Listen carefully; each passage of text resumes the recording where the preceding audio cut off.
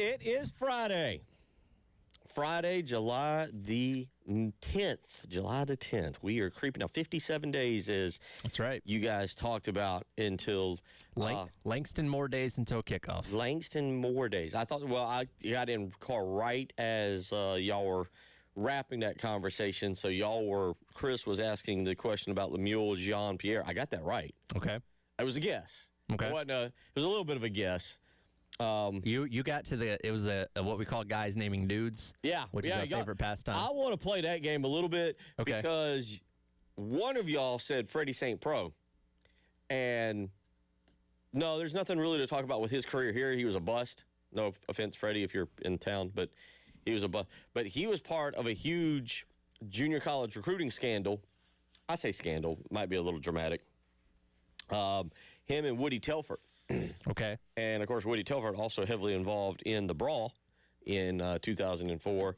But Telford and St. Pro were kind of a huge recruiting scandal between South Carolina and Clemson that kind of died down. And because it was just only between those two schools, and at that time, neither school, both were like 6-5, 5-6, 7. It didn't receive a lot of attention. Nobody paid attention. Yeah. Okay. Nobody paid attention. But it was junior college players.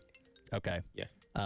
Interesting. I don't know. That's unique for sure. But yeah, 57 days away from kickoff is we had our Langston Moore trivia question there in the last hour, and I did ask him yesterday because I texted him, knowing today was 57 days to kick off. Hey, do you got a question that I can ask Wes and Chris? And his was, who is the only guy? No, I can't say this for a fact, but I'm assuming he's the only one to have lost both every game in a college season and every game in an NFL season. Of course, on the 0-11 South Carolina team, then a part of that 0-16 Detroit Lions team back in 2008. So, unfortunately, Langston Moore does have that distinction, as he's able to laugh about it now, so that's a good thing. And then, so I introduced Wes and Chris to the concept that I know Preston's talked about with you when you guys used to do the early game of Langston being the Forrest Gump of football, particularly in the NFL. Because, like, the 0-16 Lions team, he was on the Arizona team when Denny Green did the they are who we thought they were thing. And, like,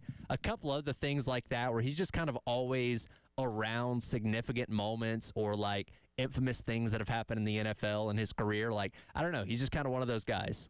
Yeah.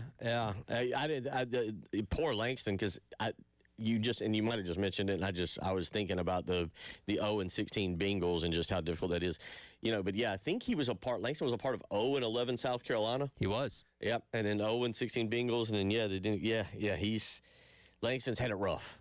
He's living how he survives, I don't know. Just rough life. He made some good money in his NFL career, I'm sure. So that's probably helping out. Yep, not bad.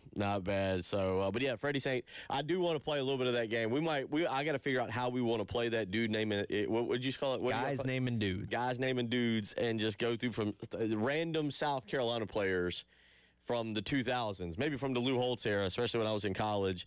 But Freddie St. Pro, I don't remember the exact details of it.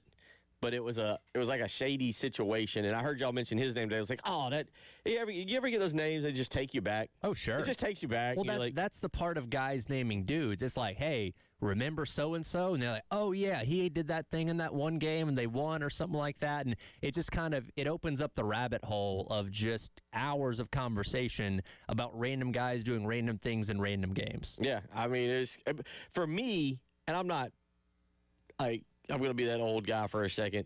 It takes me back to my college days.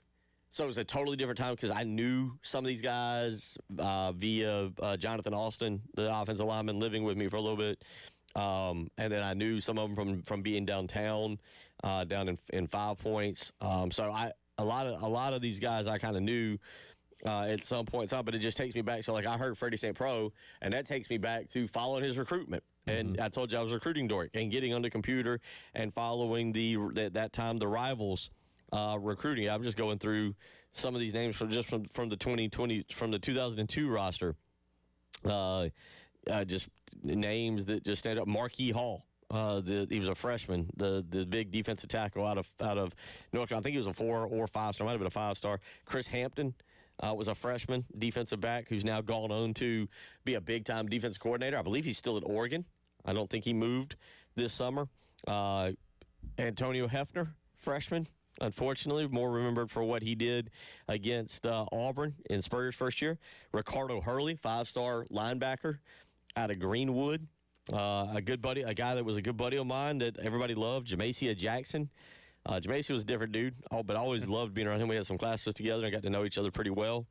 Yeah, dude, that's a fun little game. Yeah, no, that's what at the bar, campfire, whatever it may be, when you're just around a bunch of your friends or other dudes, you just break out guys naming dudes. And it doesn't have to be for a specific team. It can be NFL players, Major League Baseball players, whatever. You just can spend hours just naming dudes, and it's a great pastime. Well, and I'll say this, Tyler, I think for South Carolina fans, it's funny looking at this list. I'm on Gamecocks Online. It's the roster, but you know, for me, and I think for a lot of South Carolina fans, when you go back and you look at this, and I'm interested to hear if people agree with this. 803-404-6100. It was like a simpler time because we didn't know the success that we know today. Does that make sense? Yeah. Like, sure. you're kind of like truly back then, if Lou Holtz won 8 games, you were like, man, that's one of the greatest. It was technically one of the greatest years we've ever had. And it was a simpler. It was a I guess a more. It felt like a more now. If Shane Beamer wins 8 games this year but doesn't make the college football playoff, there's going to be a lot of people who are going to be upset. Sure. I mean, I think they're going to get over it, but there's going to be people because, and we'll get into it a little bit more today with some linebacker talk, but there's going to be some people like you failed.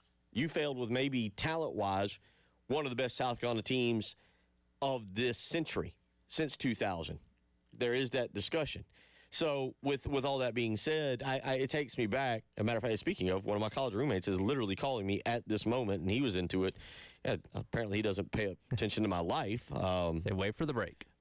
Well, yeah. Also, it's like, hey, buddy, you should know it's 12 o'clock. I'm not available to talk. But yeah, I don't know if that makes sense to you because, and I don't know if older Gamecocks would agree with that. When you didn't know true success, and now South Carolina didn't win an SEC East, and they didn't win a national championship, obviously, and there's no real trophies to show from the 9-5 to 11-2 seasons. But again, to me, Tyler, prior to that, when Lou Holtz came in, things had been bad. They obviously 0-11, 1-10, 1-10, 0-11. But even prior to that, you'd had some down. Obviously, things had never really taken off. Sure. And so you go 8-4 and you go 9-3, and we're the top of the world. And it was just a more simple time. And recruiting you weren't talking about NIL and money and everything else like that.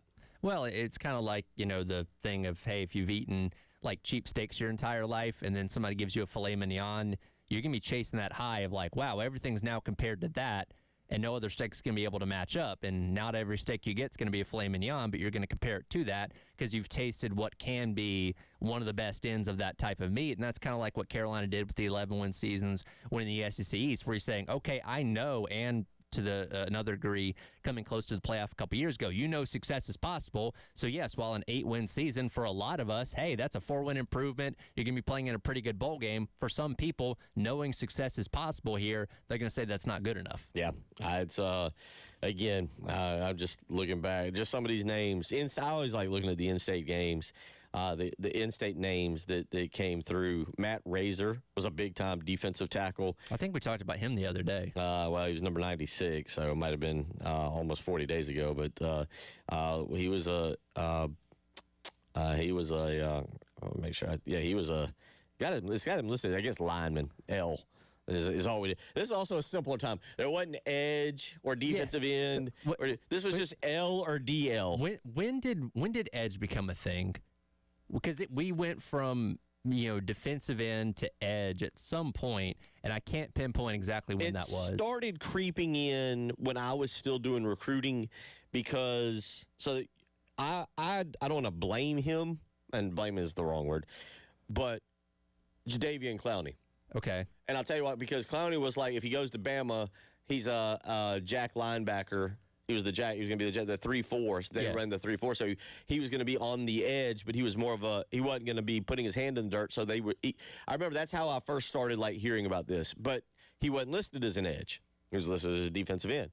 But like as Clowney came along, that is I think what developed the true edge position because you would have him stand up, and then he goes to the Texans. And, of course, unfortunately, has the microfracture knee surgery or injury or whatever, but goes to the Texans, and, again, is playing on the exterior there, a jack linebacker, if you will, into 3-4. And he's not truly a linebacker, but he's not putting his hand in the dirt. Makes sense? Yeah, I always found that funny when those guys would transition to the NFL that they note them as linebackers. When it's like, he's really a defensive end, but okay. But, yeah, I don't know. I guess it was around that time where we kind of switched and started – edge became more of a known term that, again, now, like, hey, Dylan Stewart's an edge, right? He's not a linebacker. He's an edge pass rusher, and that's just become an accepted position. Yeah, and so, yeah, exactly. And to me, that's when when the word edge, and then it just, I think, somewhere along the line, somebody just labeled one of those guys, one of the rivals guy, or what one of the rivals or 247 or on three, whoever. Somebody at point just was like, screw it. Call him an edge. It's what that spot is now. And we're like, that sounds good. Yeah, just like, I don't know. He's not an end. He's not a linebacker. Just call him an edge. And so that's kind of what happened. 803-404-6100. Yeah, was that a more simple time before we really understood? Because now, again, this year, it's kind of like the guy on the text line, a guy or a woman. I think it was a guy. Yesterday that was upset about us talking about the Music City Bowl. Right. Like back in the day, Tyler, those days, even off of 9-3 and 8-4, if South Carolina gone to the Music City Bowl, people would have been like joyous around here. Sure. December, we'd have been jumping in the fountain, having a good time. Now, it's kind of like, what'd you do? You didn't accomplish anything. Hey, you would have killed to be in the Music City Bowl last year, or any bowl, Birmingham. Well, yeah, Armed Forces Bowl, whatever. Is that becoming the case, do you think? I do wonder about it, because like I said yesterday, I said this out loud and it didn't get any feedback. We did put on Twitter my stuff about Will Muschamp, and I got a lot of feedback. Just didn't intend to. But is there any difference, really, now, in going 9-3 and missing the college football playoff and going 6-6 and going to the Birmingham Bowl? Is there really a difference? I think there is for most people, just for the value of the season itself. The bowl game itself, maybe not, depending on which fan base you're talking about, but there is a difference, I think, still. Okay. Well, I don't know. I'm asking. I'm not trying to tell you yes or no, because everybody is so, especially, Tyler, if they go to a 2014 playoff and you can't get into that, you're either in it or you're not. If we go to a 2014 playoff, every team in the SEC goes into every season thinking we should be good enough to get into that. And if you don't, the season's a failure. Yeah, I mean, winning 8 games doesn't mean the same. Brad says huge difference, not even in the same conversation. Is it? We'll talk to it. We'll get on this topic for a minute. Okay. There's a couple other things I want to hit that I hadn't really talked to you about. We got Brian Edwards. They did a Southeastern 16, did a SEC preview. He's going to come up at 1:30 with us today. A couple other things that are kind of interesting out there.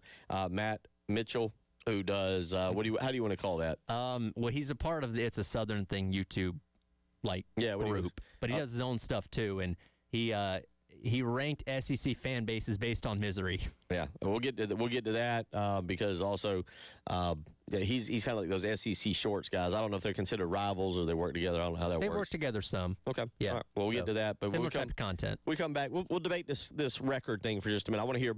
Feel free. Weigh in with your opinion here on this Friday afternoon. 803-404-6100. It's the Halftime Show.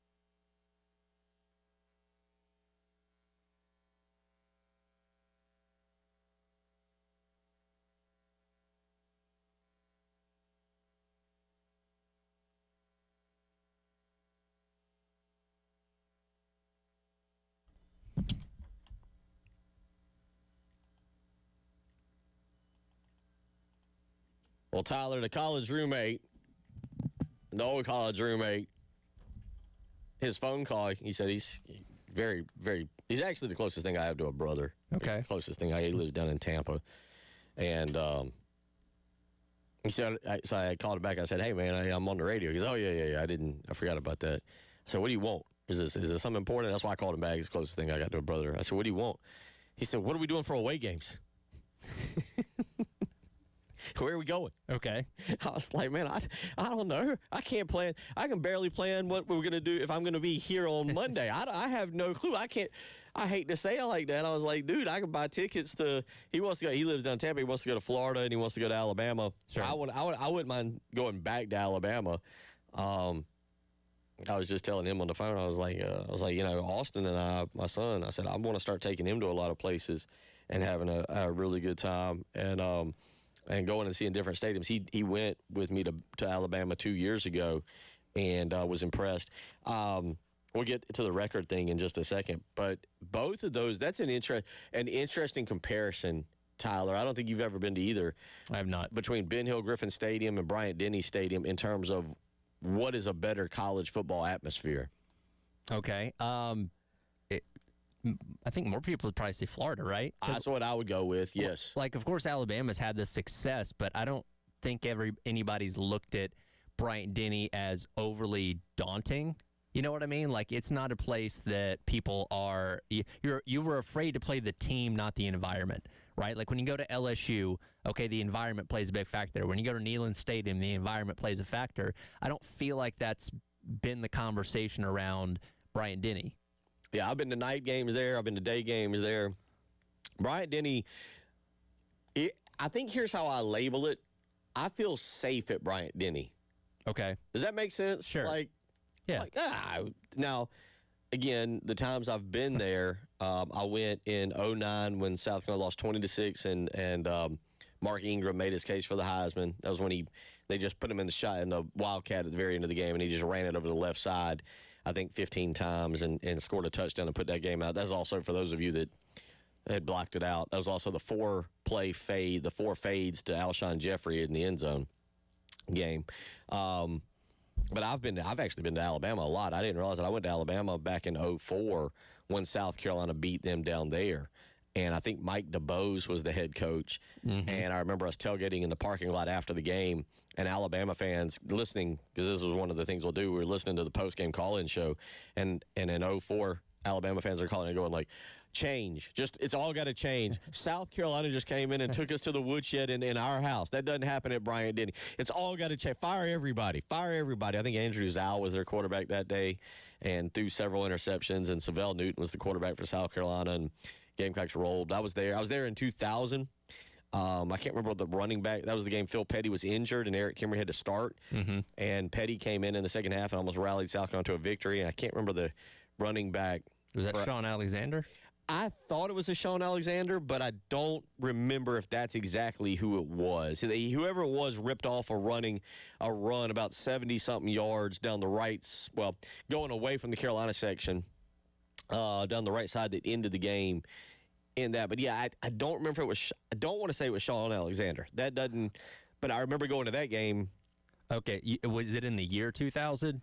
Yeah, that was the first loss. That was South Carolina's Renaissance year. They were 4-0, and was it Glenn Coffey?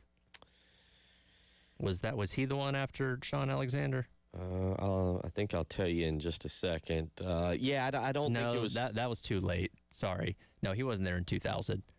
He was mid 2000s. Glenn Coffey, by the way, brings up a name, Matt Coffey. Guys saying dudes. Guys naming dudes. Matt Coffey, running back for South Carolina. Ahmad Galloway, 62-yard run at the end of the third quarter to make it 20-10. Jamel Kelly caught a touchdown pass to cut it to 2017 in 2000. And then Andrew Zal had an 8-yard run with 5 minutes left in that game. Carolina lost 27-17. But I was there for that. But anyway, Andy was asking me about what we were just talking about Florida. And Florida is a great environment. Florida is a phenomenal. Their crowd, when they're into it, it's honestly as good as any in the SEC. And if you've never been to Ben Hill Griffin Stadium, it's a really unique design in that I've never seen anything like it. That the stadium is kind of like the pit. I've never been to New Mexico in the pit, the basketball arena. Okay. But Ben Hill Griffin is built halfway into the ground. Okay.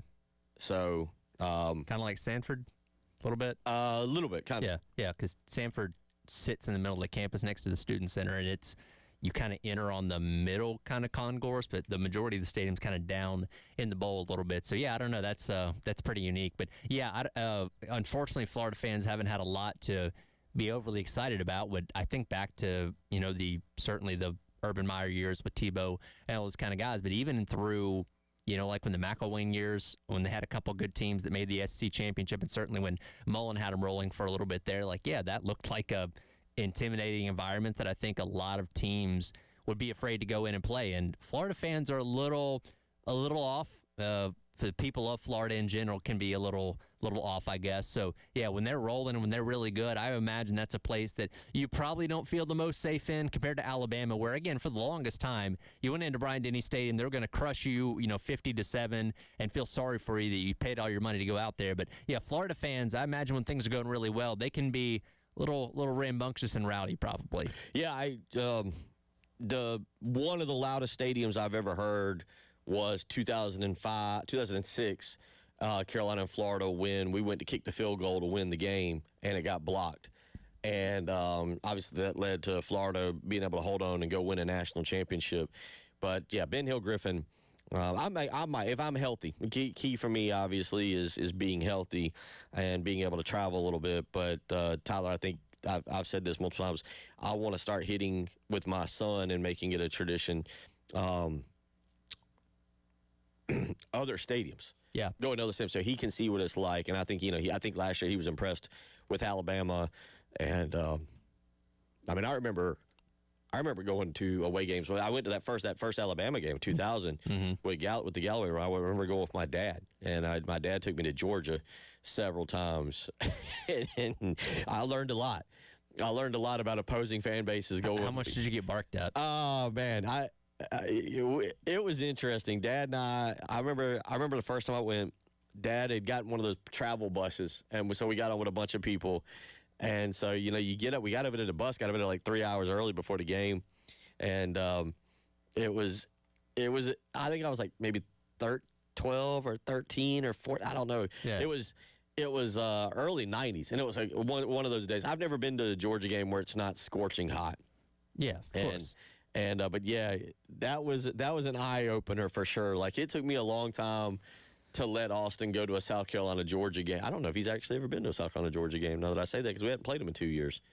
But he'll go this year. But yeah, Georgia's terrifying. Florida's terrifying. Alabama's not. I don't think Alabama. Well, again, their fan base is usually if you just feel sorry for you because you're going to get crushed. Yeah. Or at least you were. What is it? They've lost something during the Saban era. It was only something like 7 home games in the last. It wasn't a lot, and I imagine most of those were either to Auburn or LSU. Yeah.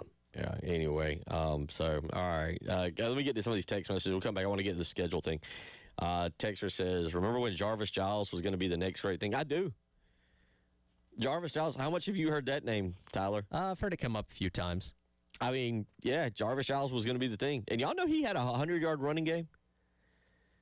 I think that gets lost sometimes. He had against Florida Atlantic, I believe it was. He had a 100-yard game. Sometimes we just think, and I mean, he was a bust, but sometimes we act like he just never did anything. He did have a 100-yard game. Brad said on the conversation of the schedule, huge difference, not in the same conversation. Josh goes with still a huge difference. 6-6, lose the bowl game, losing season. 9-3, miss the playoff, few plays away from the CFP. We'll discuss that. I want to get into that for a second and go back. We got a lot of stuff that we're going to talk about today. We'll get into that Matt Mitchell stuff.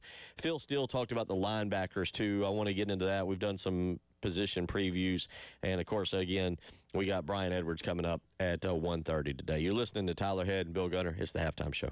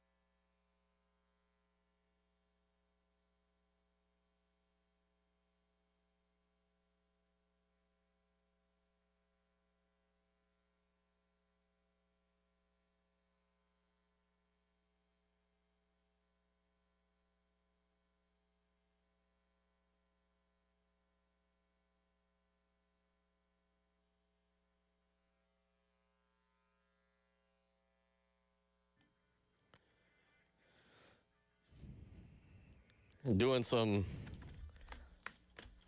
ADD radio, Tyler. I apologize. I'm all over the map with what we were going to talk about and where I'm at. Chris weighs in, our resident Miami fan, and I don't know where he got this stat, but this is a really interesting stat that I'd never seen before on South Carolina football. Okay. And he's got it completely broken down. It goes back to 1980, okay? And I would love to know. Now, in the SEC, you're probably going to have some teams that line up close to this number. Since 1980, so 45, 46 years, right? Yep. Do you want a ballpark? Because I don't know if this stat's kind of crazy. I don't know if it's, well, you're like, that's about right. How many times since 1980 do you think South Carolina has played the team that would win the national championship that year? What seems like a reasonable number to you? I don't know, probably around 15 maybe since 1980. Okay. It's 18. Okay. 18 times. It's just, I mean, there's been time. Well, Auburn, he's counted in here twice in the 2010 season. So I guess 17 teams, 17 seasons. 17 seasons, 18 games. Right. Yeah. You got both Auburn games, but it's actually really interesting. You know, the 80s, the 80 game against Georgia, the 81 game against Clemson, the 87 game against Miami, the 90 game against Georgia Tech, the 92 game against Bama. Actually, thank you for sending that, Chris. That's actually. Yeah, and by the way, they didn't beat any of them, apparently. No, they're 0-18. Yeah, I never really thought about that, but yeah, I mean, when you count being in the, because they were independent for the back end of the 80s, right? Went to the SEC in 92. But before that, they were an independent. Yes. So, again, play Miami, Georgia Tech teams like that. And then you get the SEC, and obviously the dominance of the SEC didn't start until the mid-2000s, but you had the Alabamas, Florida, Tennessee, win their championships in the 90s, and apparently Carolina encountered them in every single season because, of course, you're playing in the East against Florida and Tennessee, LSU in 03, and, yeah, that's a pretty good pull there, Chris. Yeah, I like that. Good stat. You mentioned, being an independent. Let me see here. This is the 1988 schedule that South Carolina had as an independent. North Carolina, Western Carolina, East Carolina, Georgia, App State, Virginia Tech, Georgia Tech, NC State, Florida State, 59-0. Navy got payback. Lost to Clemson and lost to Indiana. How about that? I forgot about that game in the Liberty Bowl. Lost to Indiana in the bowl game. That's basically an ACC schedule. That's keeping up with your ACC ties. North Carolina. How many games is that? 1, 2. If you count Florida State today, 1, 2. Well, Clemson 1, 2, 3, 4, 5. What year is this? 6 ACC games. That's 1988. 1988. Because was Miami independent back then? In 88. Yeah, because they didn't join the ACC until early 2000s. They were in the Big East. They were in the Big East. But I don't remember. I think they went to the Big East in the 90s. Let's see here. We'll have to. Sorry. No, they were. Here's an interesting stat for you. In 1988, 4 of the top 5 teams were all independent between Notre Dame, Miami, Florida State, and West Virginia. Yeah, there's a different. I mean, there were a lot of independents back then. There was a lot. It was football, the evolution of football, and let's bring it back to the conversation I wanted to have. That's why I kind of bring up now. And I get why. Here's what I'm saying on the schedule thing, or on the record thing. I think there are teams. Well, I don't think there are teams that definitely there's a difference between 6-6 and 9-3, right? Sure. And because you've reached such a period where all it is college football playoff. That's all it is. And if we go to 24 teams, I don't know if we'll feel this way about 16, but if we go to 24, it's definitely that way.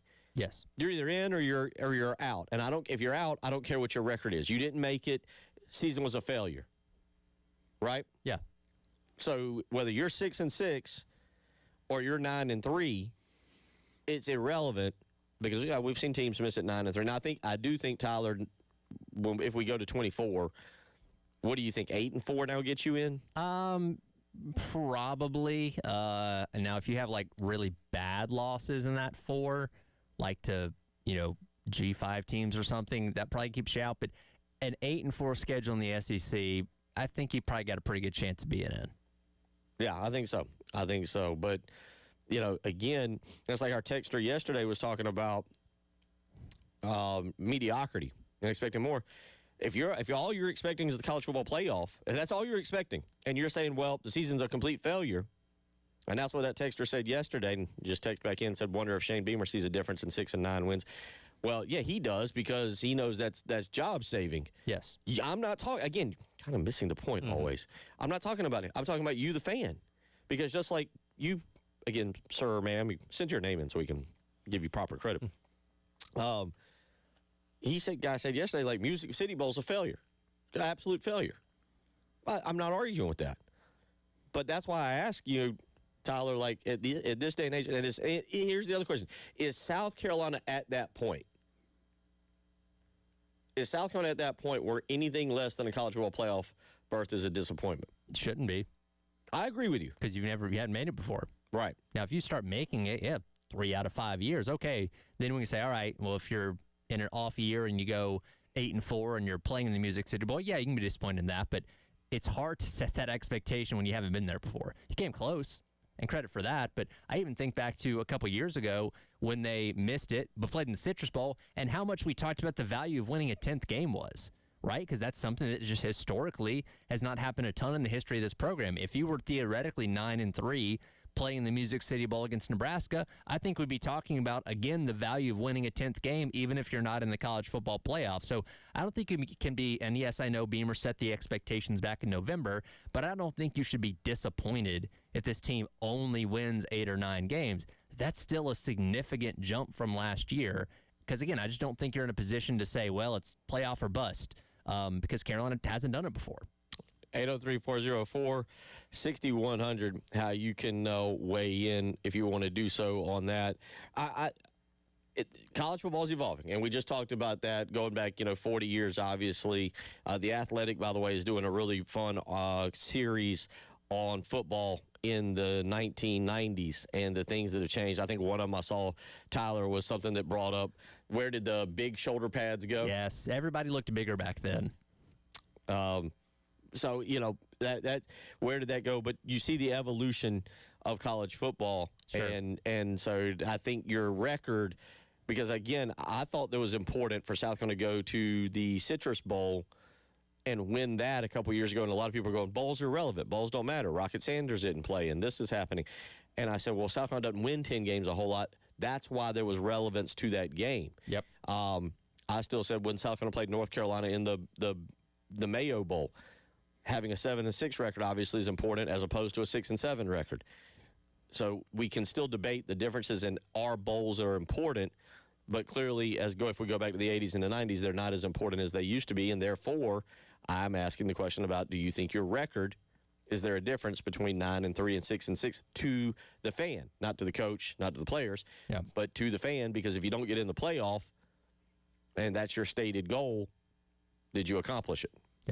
Yeah, I think there's a difference. 803-404-6100 if you want to weigh in on that. We'll come back. Been a fun first hour. We'll wrap it up. It's the Halftime Show.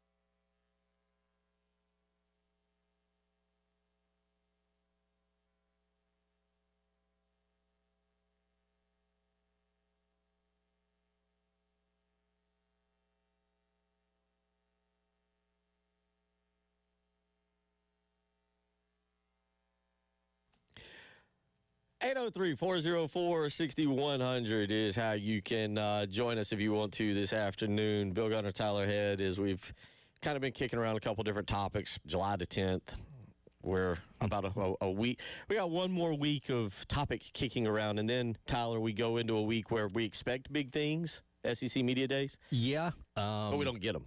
Well, it depends. It depends on what you're looking for, right? If you're looking for some spicy quotes, I think we might get a few. There's plenty of coaches that have questions that can be asked about them that could elicit some interesting responses, particularly LSU and Ole Miss. I don't think if you're looking for like drama, maybe not, but I think we could get some interesting things that come out of it. I hope. I'll admit that everybody's become so all the coaches want to be so PC now. I don't know who. It will be interesting to hear Lane Kiffin at SEC Media Days because I feel like he's going to go out of his way to not poke the bear. There's a part of me that looks at Lane Kiffin right now who is looking around and seeing it's the true word. I dislike using it, but hatred. Yeah. The hatred he is getting from Mississippi. Yes. And he's, I think, realizing, he was a young guy. Obviously, he's always been very cocky, very arrogant. But his attitude and mindset fit Tennessee when he took over there, and he was there only 1 year, right? Right. So he didn't really get to.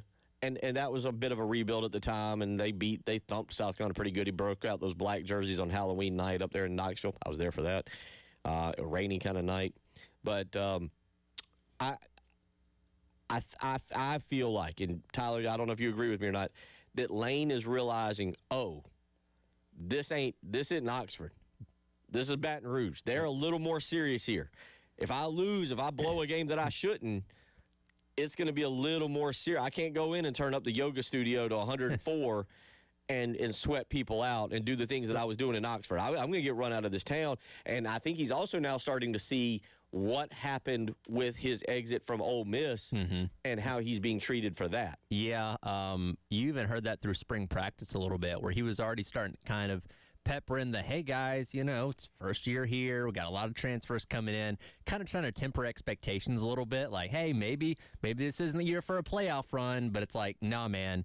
They ousted their former coach. They paid a ton of money to poach you from Ole Miss. They gave you a ton of money to spend in the portal. They expect results right away because that's a program that has a national championship lineage to it. Like, again, at Ole Miss, they'd had good years, but outside of that one kind of national championship they claimed to have, I think in 1962, which was only awarded a couple years ago, they're like a program that was, hey, you're winning 10 games, that's great. You made the playoff once, that's phenomenal. And you could have coasted off that for a while, but you come to LSU, because again, every coach, with the exception of Brian Kelly since the year 2000, has managed to win a national championship, and that's what they're going to expect out of you in very short order. Yeah, but I guess, Michael, do you feel like Lane Kiffin is noticing this now? I think so. I think he's aware.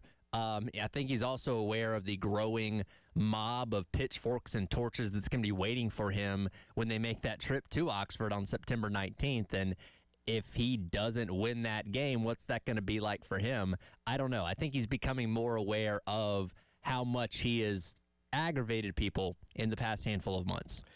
I say all this because also, and I know y'all go, Bill, he was at Southern Cal, and the expectations there are as lofty, and the fan base there is pretty crazy. Is it, though?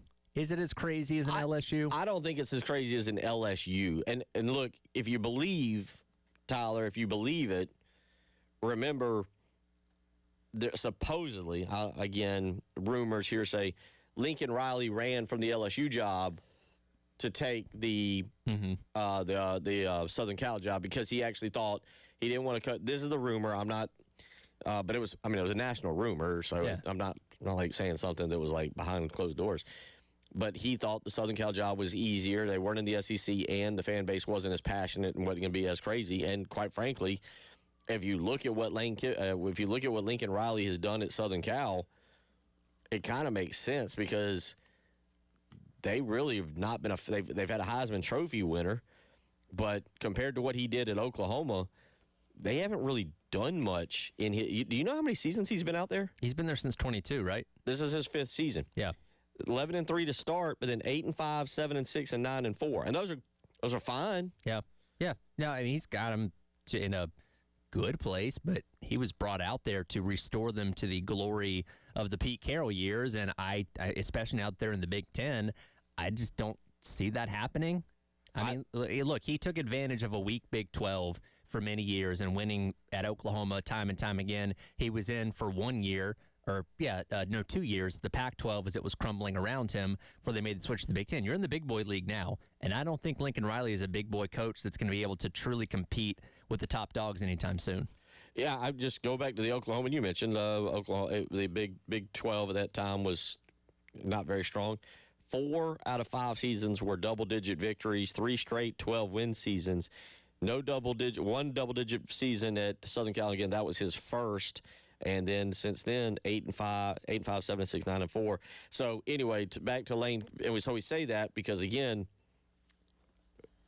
at LSU, that might have gotten him fired. Yeah, that might have gotten him fired. And I wonder if Lane Kiffin is now looking around, going like, "Oh." By the way, did Lincoln Riley? He didn't know that Southern Cal was going to go to the Big Ten when he took the job, right? I don't think he knew that was coming. I don't know if he knew that or not, because remember, we were all. I remember I was on the golf course up at Cherokee. Yeah. And it came out, and I was like, this is a fake account. I can, on the other side, I can tell you a funny story about me finding out and realizing the difference in saying USC here and other places when that happened. We'll do that. We'll continue having a good show so far. We made it through an hour 2 on the way.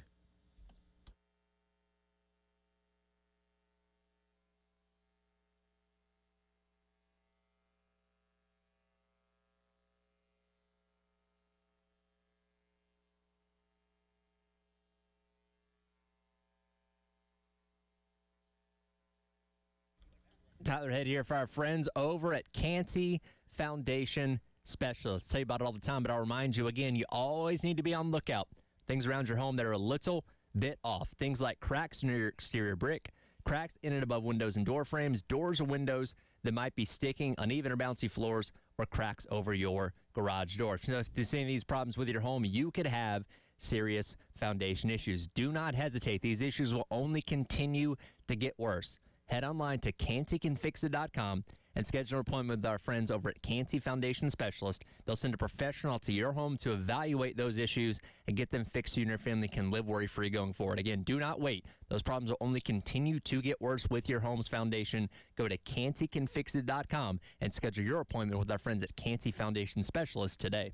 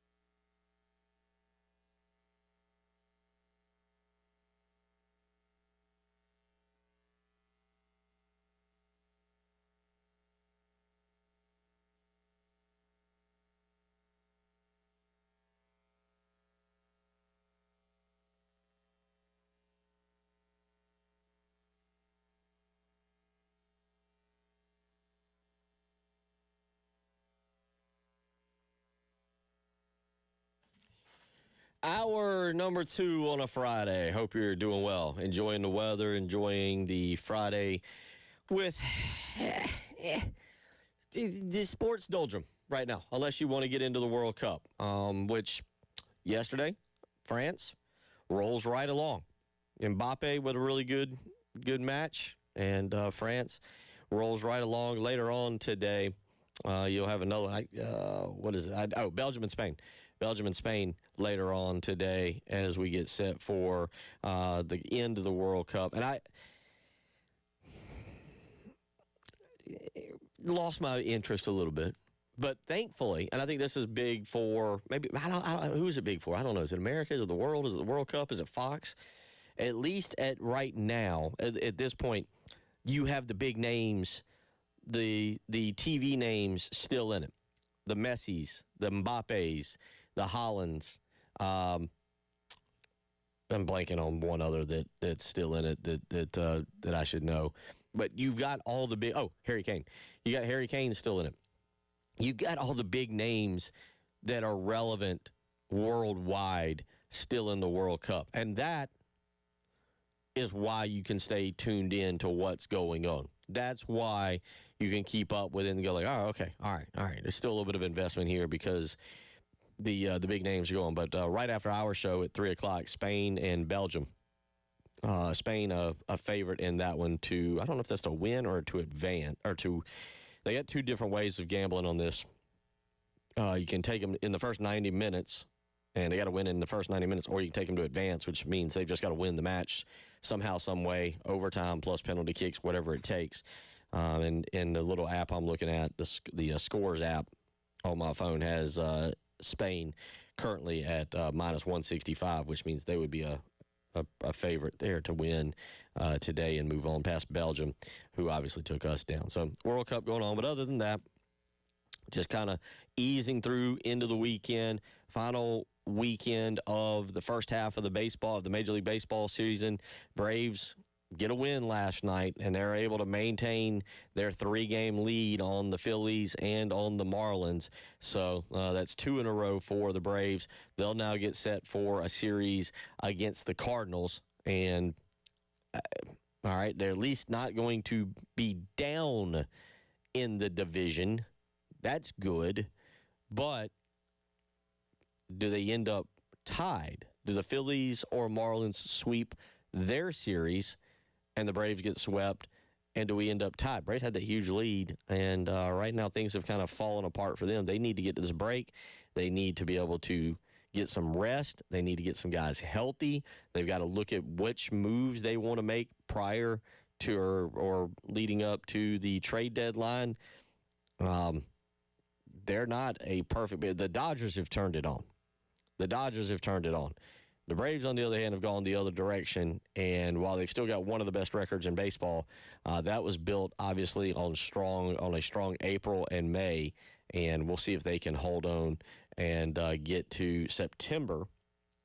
I know the regular season ends at the end of September, but see if they can get to September without blowing the lead, which then makes those final 24, 25 days all the more fun to watch and makes it pretty wild. And then you've got people who are really invested in the Atlanta Braves, like, say, Jay Phillips, David Cloninger out there. I think Cloninger's still a huge Braves fan. But you got those people who are really invested and lose their minds over whatever happens. By the way, just the Marlins this weekend, they host Cleveland, and Philadelphia is on the road at Detroit. So I would give the Marlins the better chance of sweeping than I would the Phillies in that situation, which would mean the Marlins and the Braves would be tied if the Marlins sweep the Guardians and the Braves were to get swept by the Cardinals. Again, I continue to be amazed when I check the excuse me, I had that backwards, by the way. The Marlins the Phillies have the better chance of sweeping the Tigers than the Marlins. The Guardians are second in the AL Central, but the Braves certainly are more the team we're looking at. But I continue to be amazed when I look at the standings and see the Chicago White Sox at the top of the AL Central after being the joke of baseball for so long. So anyway, there's a little Braves update for you. 803-404-6100. I want to go back. We're going to move on. I want to get to this Matt Mitchell thing, which is just comedy. I mean, that's what it is. It's just comedy. Most miserable fan bases. But I want to get to that in a minute. But I want to go back and just address what I'm saying about this record thing because I'm not doing a great job of making myself clear. Good job, Terry. Obviously, as we roll along during a season, okay, as we roll along during a season, 9 wins is a lot more fun than 6 wins. But I'm looking at it from the standpoint of how do you view it the first weekend in December when I say that 9-3 and 6-6 are the same? You know, what is the exact difference then between 9-3 and 6-6? Because if you were to come out, and many of y'all are saying this, and this is what kind of prompted my question, many of y'all are already saying anything less than the college football playoff because that's what Coach Beamer said. And to be exact, let's not say he said they would make the playoffs. Let's give Coach Beamer credit here. He didn't say, to my knowledge, his exact words were not, we'll be in the playoffs. His exact words are, we will be looking to see where we are in the playoff rankings. Now, there is a difference. Semantics, I know, but if we're going to hold him to what he said, let's get it right. He said, we're going to see where we are in the college football playoff rankings. Remember, the playoff rankings are 1 through 25. Only 12 teams make the college football playoff. So technically, we could be looking to see if South Carolina's 18. That would not qualify them for the playoff. But at the end of the season, if you are one of those people who say this year you've got a potential keyword, first-round pick in Lenore Sellers, you've got a potential first-round wide receiver in Nick Harbor, you've got a potential first-round offensive lineman in Jacarius Peak, there's no excuse, and then you have a definite first-rounder in Dylan Stewart, there's no excuse for not making the college football playoff. Then to me, what you're saying is being 9-3 and ranked 13th just on the outside is truthfully no different than 6-6, and going to the Music City Bowl or the Birmingham Bowl or whatever, because you didn't accomplish your goal. Would Shane Beamer see it that way? No. And by the way, during the season, if you win 9 games, yes, that's 3 more times you celebrate and you have a really good time. So during the season, yes, it makes a difference. I'm kind of referring to the beginning of December, and when you go back and you look at the body of work that's been put in, is there a difference? I say no.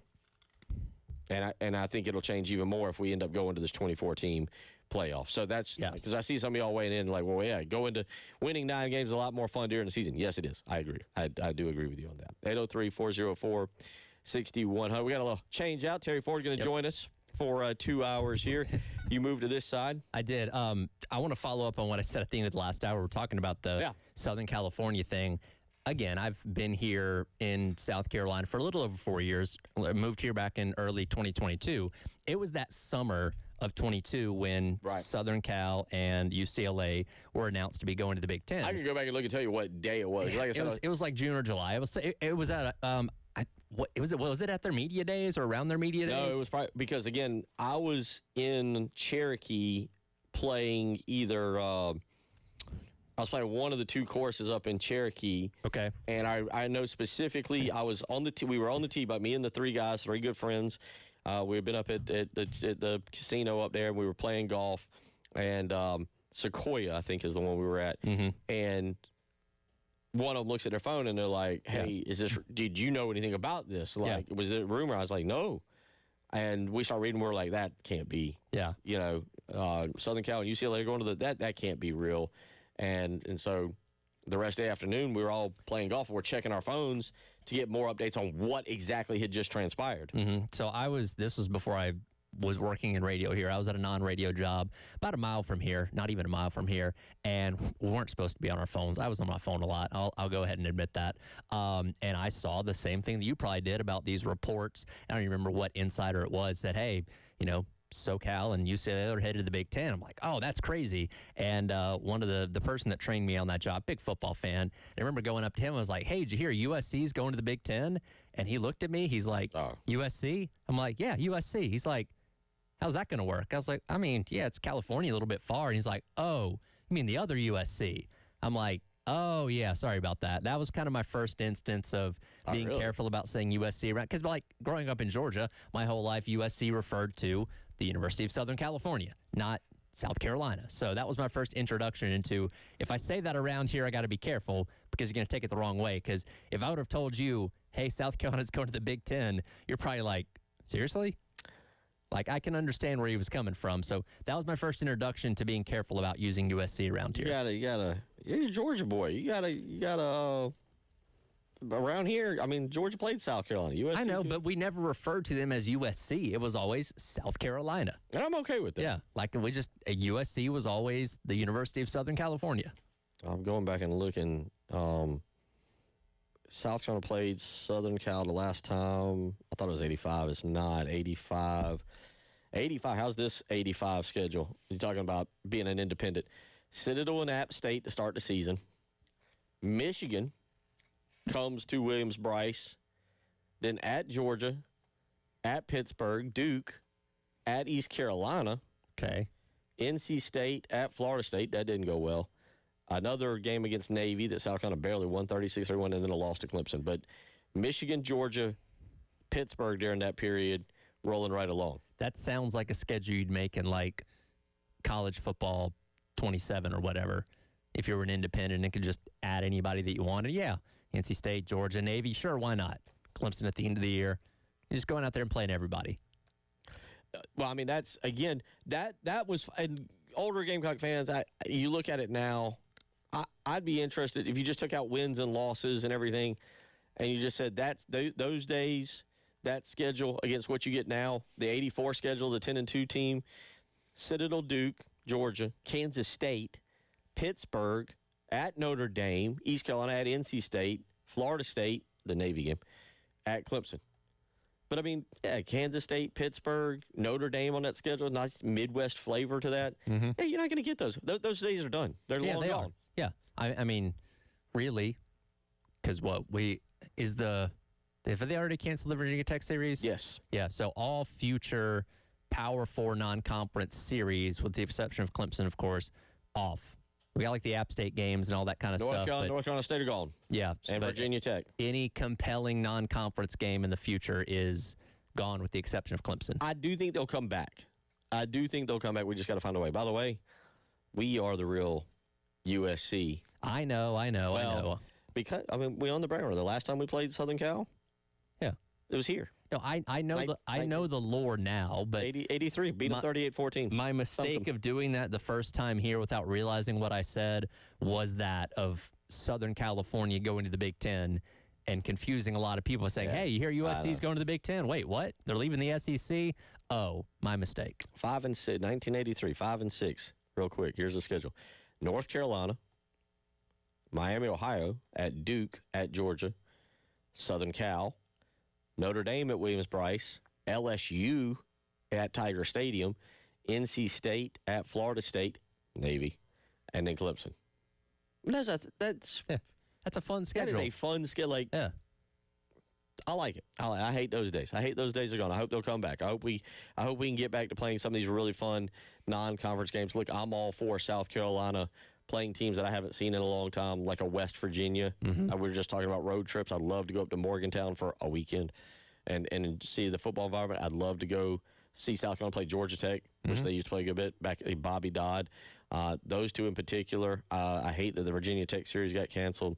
So 803-404-61. Coming up at 1:30 today, we'll talk with Brian Edwards and do a little bit more SEC preview. But coming up next, we'll get into this Matt Mitchell. South Carolina's the number 7 most miserable fan base in the SEC, according to Matt Mitchell, and he explains why up next. We'll let you hear. It's the Halftime Show.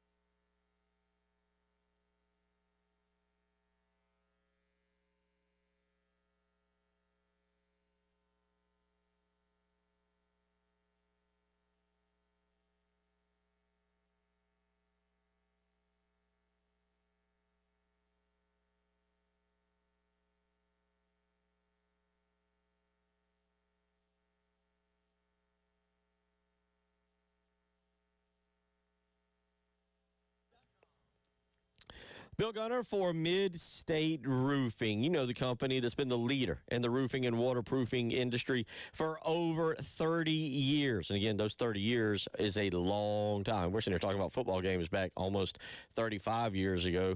And here we are talking about a company who's been the leader in the industry for 30 years. So just think about that. They have done it through customer service, professionalism, being there for you, the customer, 24 hours a day, 7 days a week. Doesn't matter what time you call Mid-State Roofing to help you with your home or your business, they are there to make sure that that leak is fixed and you don't have any serious issues with your home. Let's be honest. When a leak happens, extremely important to get it fixed. So call the professionals, the leaders in the industry for over 30 years. Mid-State Roofing, 803-356-1919. Again, that is 803-356-1919.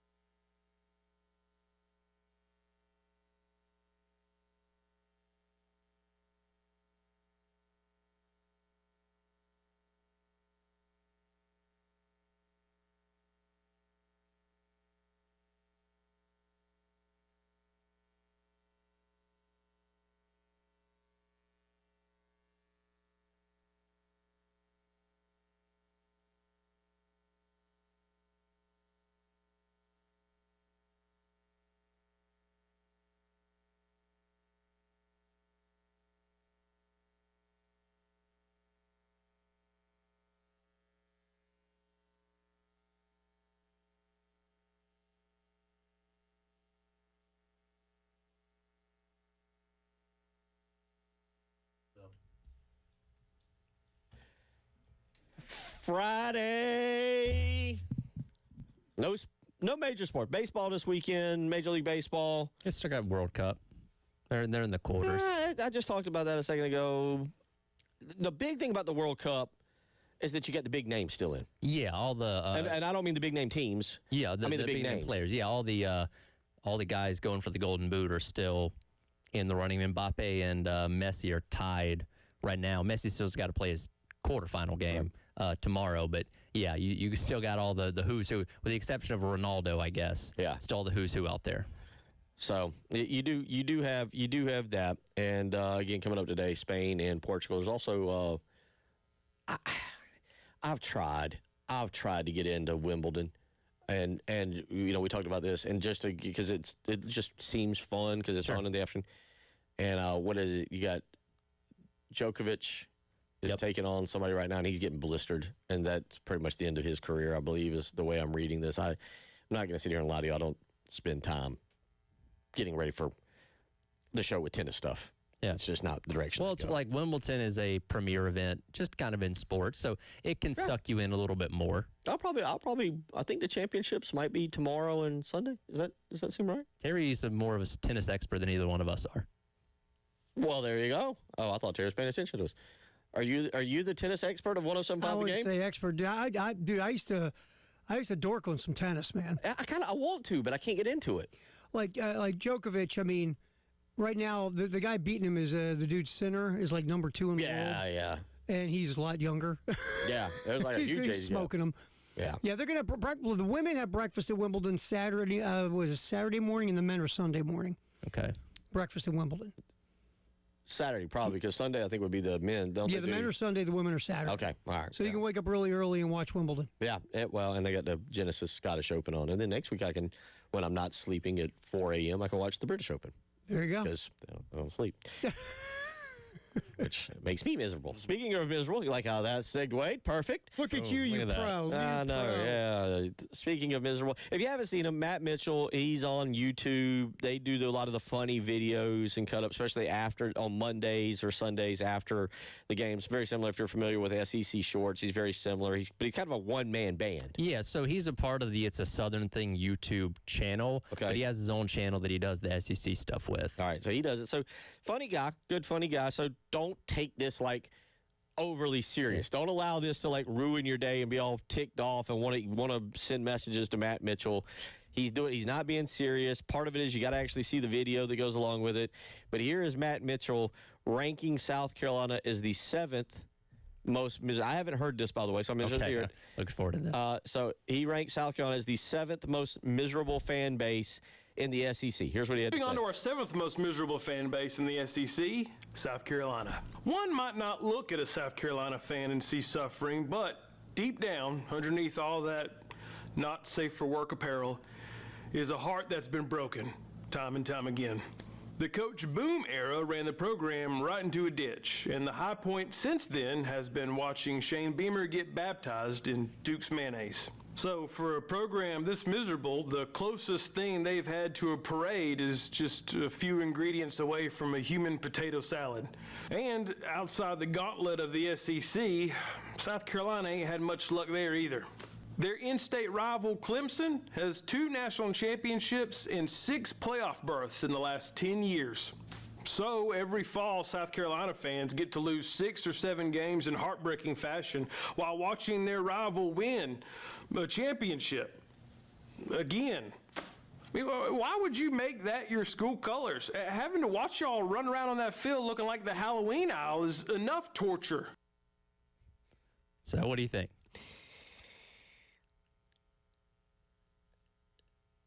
Oh, I shouldn't have played that there because we got to get to Brian Edwards, and I don't have enough time. And we could spend a while on this. We're going to come back to this next hour. Okay. We're going to come back because he's not wrong, but I'm going to be serious for a second. That's actually a really good piece. There's so much more to what he said about having your heart broken. Mm-hmm. And I'm not going to lie. I love it. I've seen it a million times, and the next time it comes on, I will be like, it literally stops my day. And that is Saturdays in the South. I will watch all 7 parts. I mean, especially like the older stuff. Yeah. And I watched those, and I look at South Carolina, I'm like, how? How have you never, ever done something like that? Like, how did you go from the 40s to the 80s being nothing? Essentially nothing. Mm-hmm.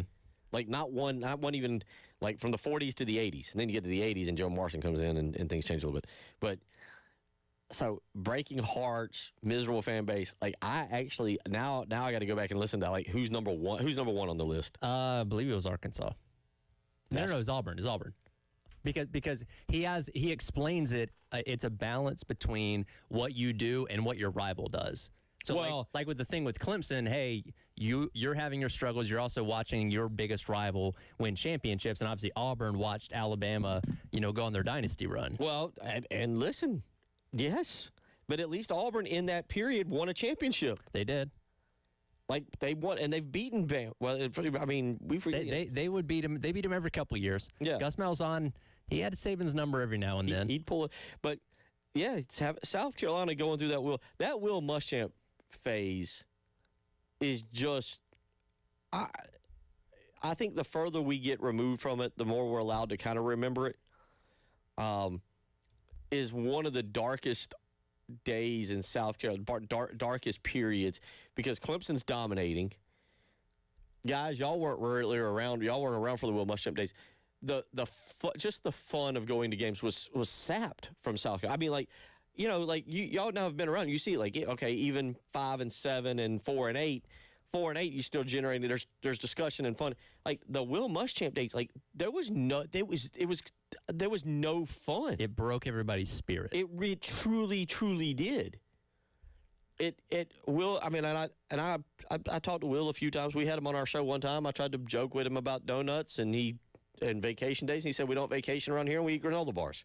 He's the same. He was dead serious. He's the same guy that said Thanksgiving is a meal. Yeah. Thursday is what, third down day? Yeah, I had him on in one of the morning shows and did the interview with him, and I remember thinking, like, I will never have him again because there's no, like, I'm going to get the same stuff you're going to get on Tuesday in the press conference. Yeah. You can just listen to the press conference. We had Lamont Paris in here one time. We were talking about macaroni and cheese and washing cars. It was great stuff. There was none of that. There was none of that from Will. I'm stunned that Will wasn't an engaging, charismatic personality. Bill, you took 10 minutes away from him watching film to do that interview. Here's the point. thing. That's a good point. He was probably mad at you. David Waters, it was David Waters' fault with Gator Breakdown. He's like, no, he's actually an engaging personality. You just got to talk to him.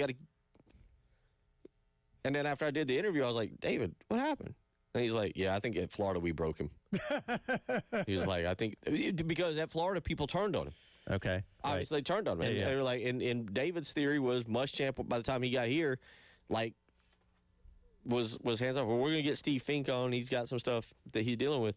Steve did an interview with our buddy Jamie Bradford, and Steve said he'd go in there, and he's like, Muschamp had blinders on. And he'd have to tell Muschamp, like, the happenings of what's going on. Here's what they're talking about. He says he goes in to talk to Shane. Shane's like, yeah, I already know they've been talking about this. Oh, yeah, Shane listens. I'm aware of that. 803-404-6210. Let's talk some, again, overall SEC football when we come back. Brian Edwards, Vegas Insider, joins us.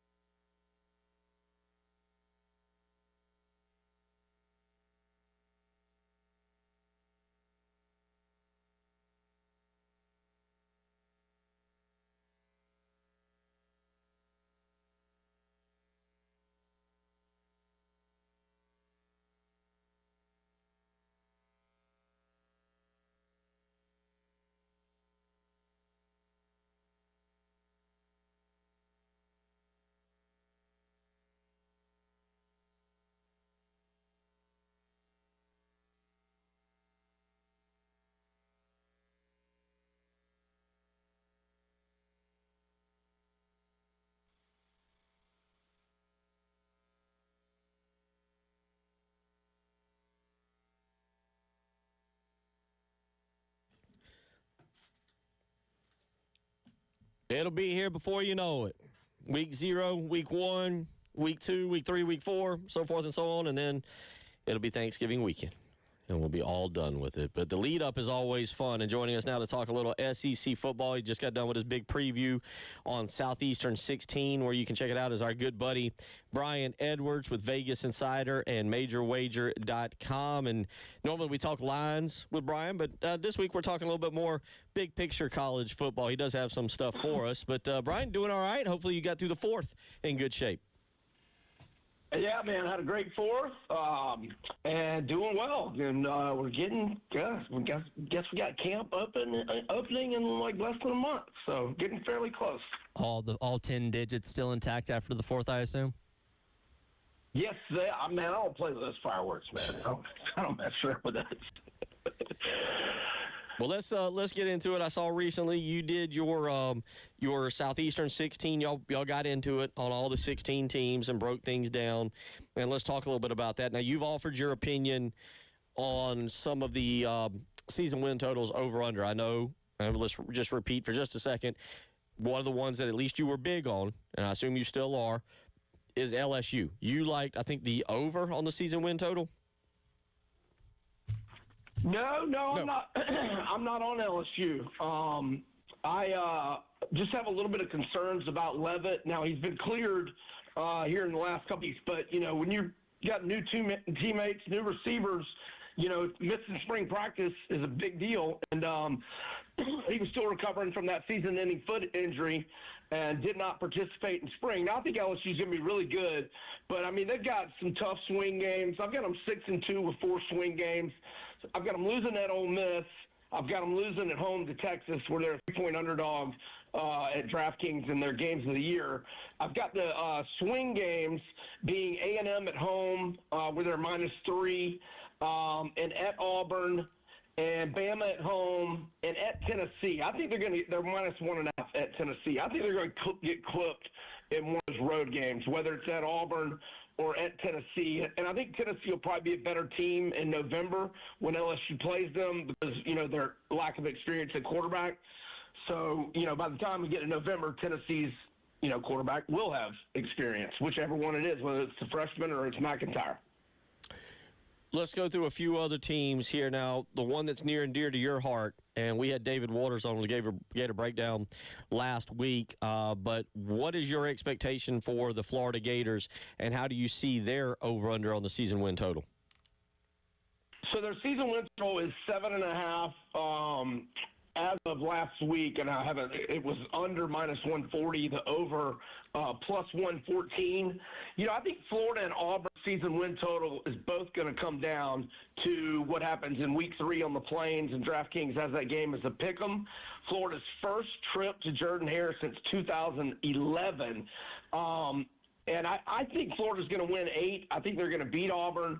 So it's lean to the over, and I might play it since it's plus money on the over. But the things to like about Florida, I think they got one of the best wide receiver rooms in the country, especially if Dallas Wilson stays healthy. But if he doesn't, they got Eric Singleton, who's been in Buster Faulkner's offense at Georgia Tech before he went to Auburn last year and had suffered from poor quarterback play last year. Singleton is a beast. Vernell Brown had a great freshman year last season. Micah Mays, a transfer from Wake Forest, had a big spring, two touchdown catches in the spring game. And Jaden Ball is one of the best running backs in the country. We'll see on the defensive side of the ball. I like the DC hire and Brad White, and Summerall is a defensive guy. So we'll see. I think Florida's going to be pretty good. I think they're going to beat Ole Miss in week 4 at home because Ole Miss is going to be in a vintage letdown scenario coming off the game against Kiffin and LSU the week before. And the heat in late September in the swamp is ridiculous, like August everywhere else. So hopefully that'll be an afternoon game. But Florida's going to lose at Texas. They're 12.5-point dogs to Georgia and Atlanta. But I think they'll get to 8, and it's a lean to the over. Given your connections to Florida, obviously the Napier experiment didn't work out. You bring in John Summerall. Why is he the guy that's going to get Florida back to where that fan base expects them to be? Well, I mean, I hope so. I mean, he's done a great job in his 4 years as a head coach. Troy had losing records 3 years in a row, and he comes in there and takes them to the conference championship game in back-to-back years. And then, Willie Fritz left for Houston. Left after he had built up Tulane, and Summerall did not miss a beat with Tulane. Had him in the conference championship game both years, and obviously got him to the CFP last year. Tough to win at Ole Miss, and he found that out twice last year. But that was two of his only 3 losses last year. But I think Summerall's going to be great. Everything that comes out of his mouth is a breath of fresh air, especially coming off the Billy Bob debacle. Well, he doesn't put everybody to sleep in the press conference. Yeah. There you go. Let's look Exactly. at let's do this because I feel like the casual fan, and I shouldn't say casual, but pretty much all SEC fans are fully invested, but they look at the season over under win total and they see Alabama at 8.5, and just based on history, they're like, that's a lock. Your thoughts on Alabama 8.5 over under season total victories? Well, I just don't have much confidence in my evaluation of their quarterback play just because I haven't seen Keelan Russell and Austin Mack much. I think it's going to be Keelan Russell. At least that's what people at Alabama are telling me. But, man, their running game and O-line was such an issue last year, and now you've got inexperience at quarterback where you had Ty Simpson, who had played great ball last year, 28-5 TDI&T ratio, a first-round pick. But their offense – it was okay. Averaged 29.5 points per game. But, man, I just question whether they're going to be able to run the ball. Phil Steele's national unit rankings have their O-line ranked number 61 in the country. That's the lowest I've seen a unit ranked from Alabama in a long time in Phil Steele's mag. So, I question that. But their defense is going to keep them in every game. They might have the best secondary in the country and still have an elite defense. They're +3 at home to Georgia. They're -1.5 at Tennessee. They're -2.5 to A&M. They're +4 at LSU. So there's 4 real tightly lined games right there. Now, are they going to win all of them that they're supposed to and then go 3-1 in those games? Maybe. We'll see. I think they probably lose at LSU. And, it's a pass for me. I just don't have a good feel for their quarterback play. Georgia, of course, winning the last 2 SEC championships, returning a lot of talent, losing a lot of talent to the NFL draft once again. But what's your read on the Dogs for this year? They're loaded. Their win total is 9.5, but it's heavily shaded to the over, -176. So that's a little expensive. I do think they go over, or I've got them mark 9-1 with 2 swing games. I've got them losing at Ole Miss when they have to play the rivalry game with Florida the week before. Obviously lost to Ole Miss last year in the Sugar Bowl, beat them at home, but lost at Ole Miss 2 years ago. I've got the swing games, Florida and Alabama, but they may win both of those, and I think they'll at least get a split there. So I think they go over, but I'm just not in the business of recommending -176 prices, especially a season-long bet. Again, he's Brian Edwards. Make sure you check out his work on MajorWager.com and Vegas Insider as well. Let's get to South Carolina. South Carolina listed at 5.5. I think most Gamecock fans are expecting 8-9 victories. We've kind of talked about this. 5.5 seems about right. I'm not saying that it should go over or under, but what is your take on the Gamecocks at 5.5?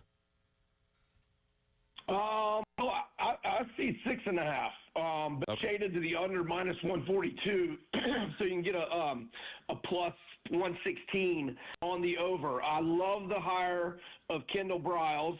I love it as much as I hated the hire of Mike Shula. I think that'll work wonders for Lenoris. You got 7 linemen in the portal. Update me on Jacarius Peak and that basketball injury from February. Is he looking good to go for camp next week or next month? We haven't heard anything new, have we? The big thing is he ready for Mississippi State, and that's where, and the expectation is he'll be fine for that.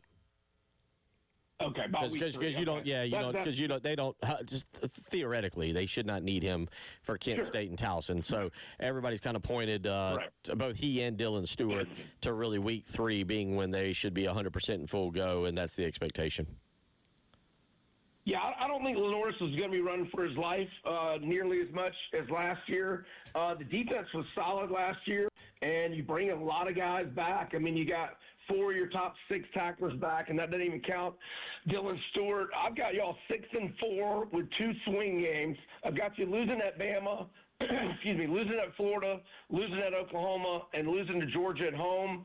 I've got the swing games being at Arkansas, A&M at home, which is a huge revenge game, but A&M gets 2 weeks to prepare, and you guys will be coming off at Oklahoma. And, yeah, those are the 2 swing games, but I think you probably get the Arkansas game. So I lean to over 6.5, especially at plus money. Brian, always appreciate it, buddy. A lot of great analytics. Look forward to getting you back on here in the near future and talking a little more college football, but thank you for the input today.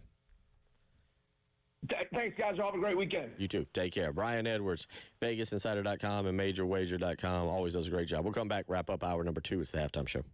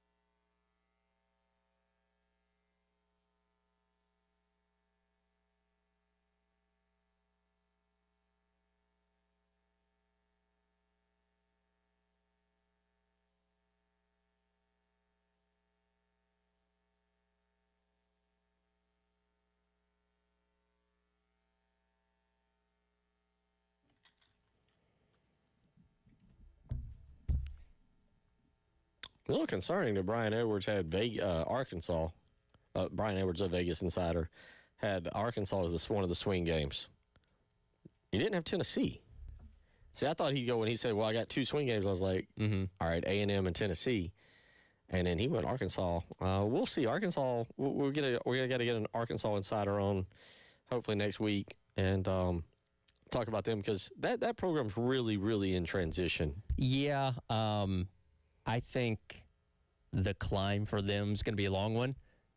You can look at Florida and Auburn, as they bring in, Summer on goal. It's like, okay, I could see a way where they could turn things around pretty quickly and be back to being competitive in the SEC. I think Arkansas is just a longer process. Now, yeah, they've got more resources than they've had in the past, it seems like. They're given to Ryan Silverfield, but I just don't think it's going to be one of those overnight flips. I will say, though, where that game falls on the calendar for Carolina is interesting because you have it's you play A&M, you play Tennessee, A&M, and Oklahoma, I think, and then it's Arkansas, and then Georgia, and then Clemson. So it does kind of fall in a weird spot in kind of the middle of the gauntlet of the back half of the season. So that could be tricky. Yeah, I think it's the other way. It's Tennessee on the 24th, Oklahoma out there on the 31st, A&M here on the 7th, then Arkansas. Yeah, I knew it was something to that effect. You're right about that. 803-404-6100. Maybe breaking news, maybe not breaking news. I think this was kind of expected.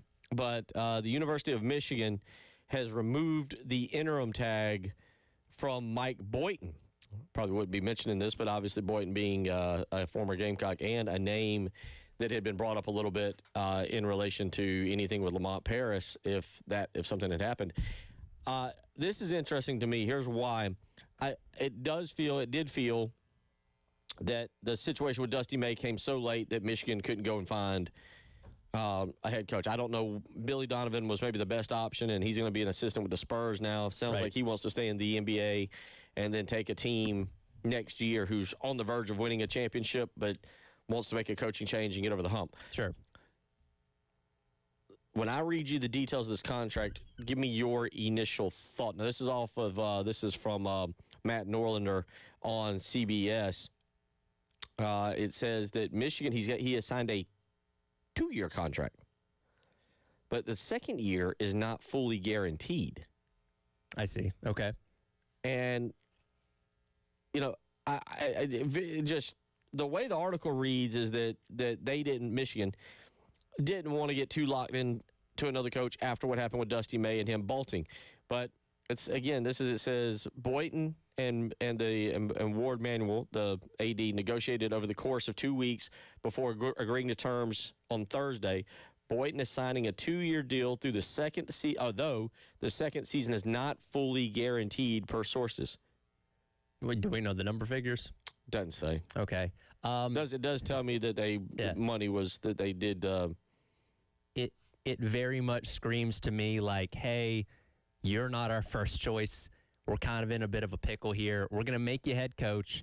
We're going to give you a trial run. If we don't like it, we're going to go in another direction. But you at least have a year to prove yourself is basically what this tells me. It does say that it says by fully committing to Boynton moving forward, it gives Michigan the best chance of retaining its highly regarded roster after losing May to the NBA. Yeah, and he was involved in bringing a lot of those guys in, which makes sense. But this is a trial run, basically. Like, hey, because, the Oklahoma State stuff was, So it's like, all right, man, you're going to get the most talented roster you've ever worked with. Can you do something with it? If not, next coaching cycle, we're probably looking for somebody else, but we'll give you a shot. Yep, that's it. If we like we did in year one, we got a second year.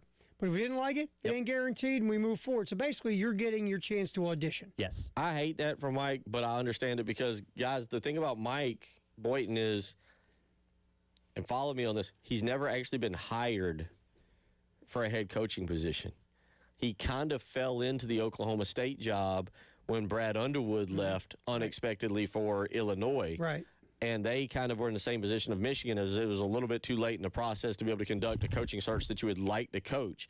And obviously Boynton's best year there was under scrutiny where they went 21-12, but they did it with the number one pick in the NFL NBA draft, Cade Cunningham. And, of course, the thing about that is you hired Cade Cunningham's brother to be on your staff.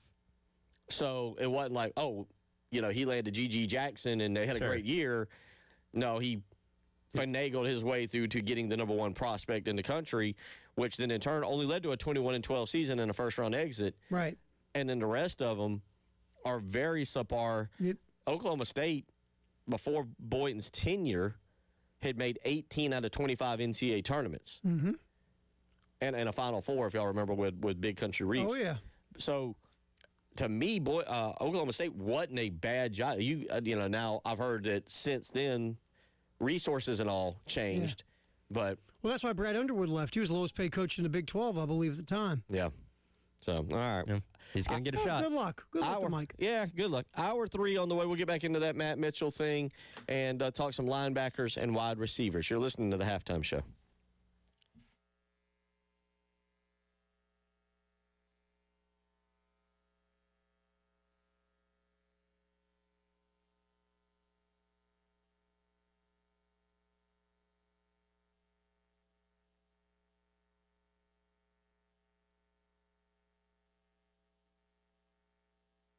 Bill Gunner for Mid-State Roofing, the company that's there for you 24 hours a day, 7 days a week, making sure that your roof is keeping your home or your business nice and dry, keeping it operational. It can be your home or your business long into the future, because let's face it, we're going to get some more of these summer thunderstorms that we got. Matter of fact, I think it didn't occur in Lexington last night, but I think we had a few more bad storms over in the northeast part or out toward Elgin. So when you get these thunderstorms, high winds, maybe hail, heavy rains, you want to make sure that that roof is protecting you. And at Mid-State Roofing, they have a history, a 30-year proven history of taking care of their customers. They'll offer the proper advice, service, and results to the needs of your facility. So give them a phone call today, 803-356-1919, or visit them on the web, midstateroofing.com. Tell them Bill Gunner sent you.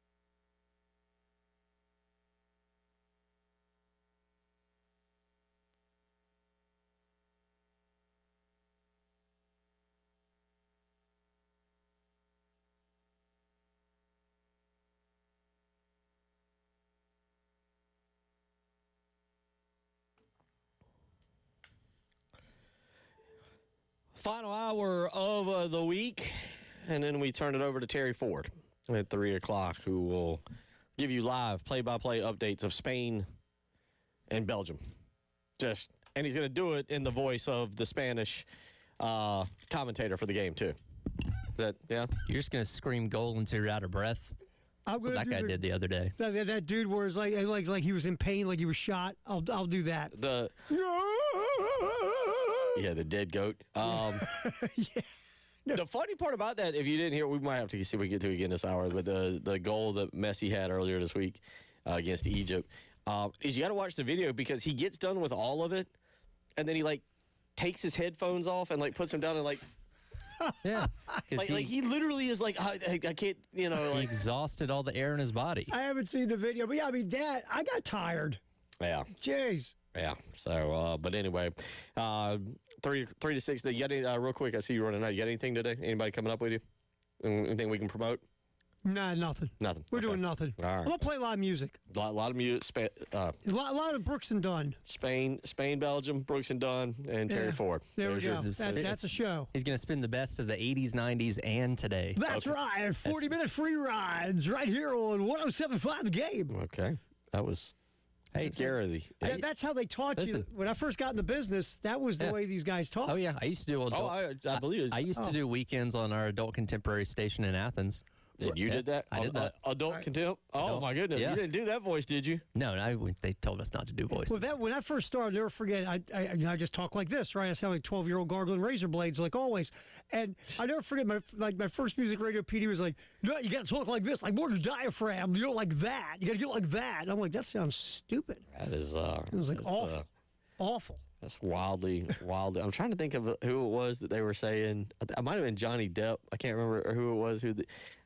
I was watching one of the interviews with, I can't remember what it was, but some movie, and they're doing the movie, and they said that the co-actor was talking in a regular voice, and they yelled action, and he just goes into, and it might have been Johnny Depp who went from just talking like a regular person into Jack Sparrow, and they were like, they said it would throw him off almost every day the first time they would do it. That's funny. Good change of voice there. Good change of voice. All right. 803-404-6100. FYI, South Carolina yesterday, we talk about the change in recruiting, Tyler. Sure. And South Carolina, obviously, on a massive hot streak last week, pick up 4 commitments over 4 days, starting with Joshua Dobson. And you land Davion Jones. You land Nate Carson. And the other guy whose name, unfortunately, I feel bad, but I completely blow my mind trying to remember his name. But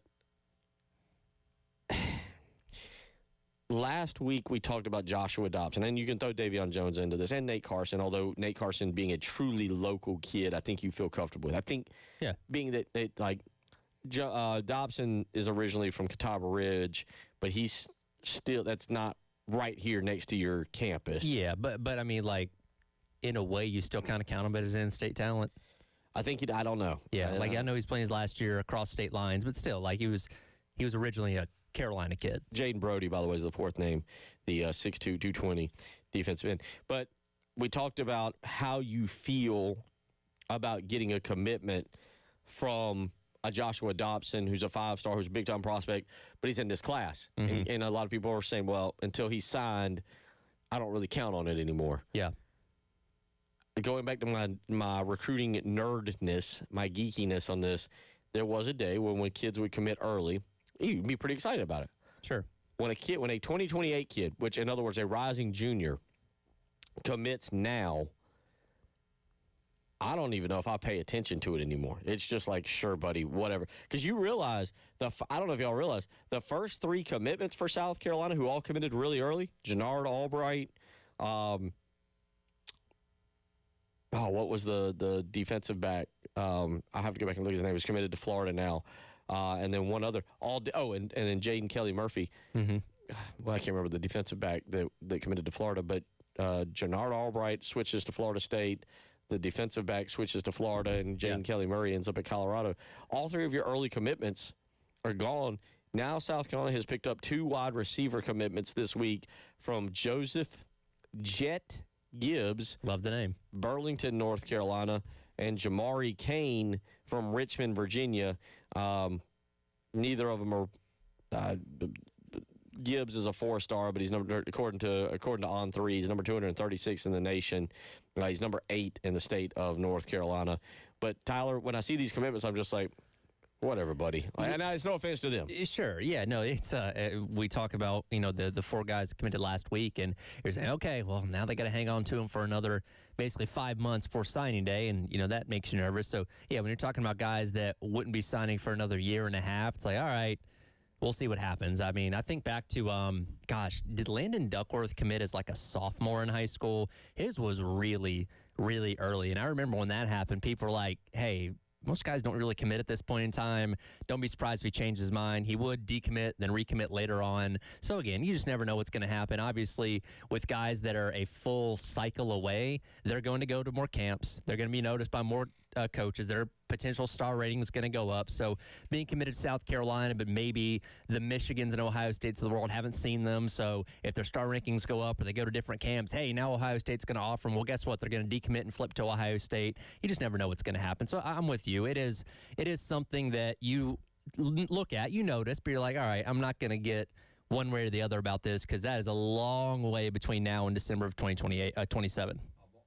Amari Fountain, by the way, is the other guy who had committed to South Carolina very early and then flipped to Florida back in April. But, yeah, South Carolina does pick up 2 commits, whatever that means. And I say that, again, as a recruiting nerd, as a guy who loves it and is watching the evolution of recruiting now and has my own personal thoughts and feelings on how I really honestly wish if I could make a change, if I could be Commissioner Gunner for a minute and make a change, I would allow kids to sign on the dotted line with the stipulation that if a coach is fired, that they can change, or if a coach leaves, one of the two. But because kids nowadays they're committing to the coach, they're committing to the they're not committing to the most of them are not committing to the school. But I would allow them to sign on the dotted line, and that way, if you get a Joshua Dobson and he signs. But again, let me repeat. If he's signed, the only way he can get out is if Shane Beamer were fired or left. Sure. If he signs, you go, well, we know he's locked in with us. Yeah, and this has been the debate for a while because we've been doing early signing day for 8 or so years now, I think. I think 2018 was the first year that they did it. Where this debate of, okay, could you move that up to like the summertime, late summertime, where a lot of these guys could sign before they play their senior year of football. That also guarantees, hey, if somebody gets hurt and they're already signed, then the school would still honor their commitment, their scholarship, and all that kind of stuff. Even if it's a career-ending injury, those guys could still have the opportunity to go to that school, and they wouldn't, risk you losing out on the education and all that kind of stuff. So it's something that's been up for a debate for a while, and I think you would have a lower number of guys wanting to sign that early, but you would have that option to do it, saying, hey, if you're really done here, you're Joshua Dobson, you really want to commit to Carolina 5 months before early signing day, feel free. But like you said, the only way you're getting out is if Beamer gets fired, and that opens everything back up. So if you're sure this is what you want to do, go ahead and sign. Yeah, I've said you could have a signing day at the end of July, right before camps begin for high school and college, so that, because I've also talked to people, and here's the other thing about if you get kids like, I say, a Dobson or a Jones to sign and they sign it, what happens is other schools now know they're locked in. Yeah, and they leave them alone. Right, and that allows to a degree. That allows, because, and I'm not picking on him. Preston, it wasn't like Preston was a big-time recruit. The one that I had a good conversation with was Braxton Berrios way back in the day. The wide receiver ended up going to Miami. And basically, he said, I'm getting phone calls from 7 or 8 schools a night. He said, I'm getting phone calls from people like you, but from 5 or 6 schools. So he goes, I'm dealing with 2 or 3 reporters. He goes, it's likely I could get 30, 35 phone calls in a night. Yeah. He's like, I want to be a – and so he was real nice about it. He's like, he goes, if there's something I want to – he goes, you text me, and if there's something I need to tell you, I'll text it back to you, and then we can talk. He said, but don't call me anymore. Sure. He was real nice about it. It was, and I understood, because he had enough of getting the phone calls each and every night. And for the elite level recruits, was he a 4? He's 4-star. He was 4-star. Yep. And I think he might have started as a 3, but ended up as a 4, kind of like what you just talked about.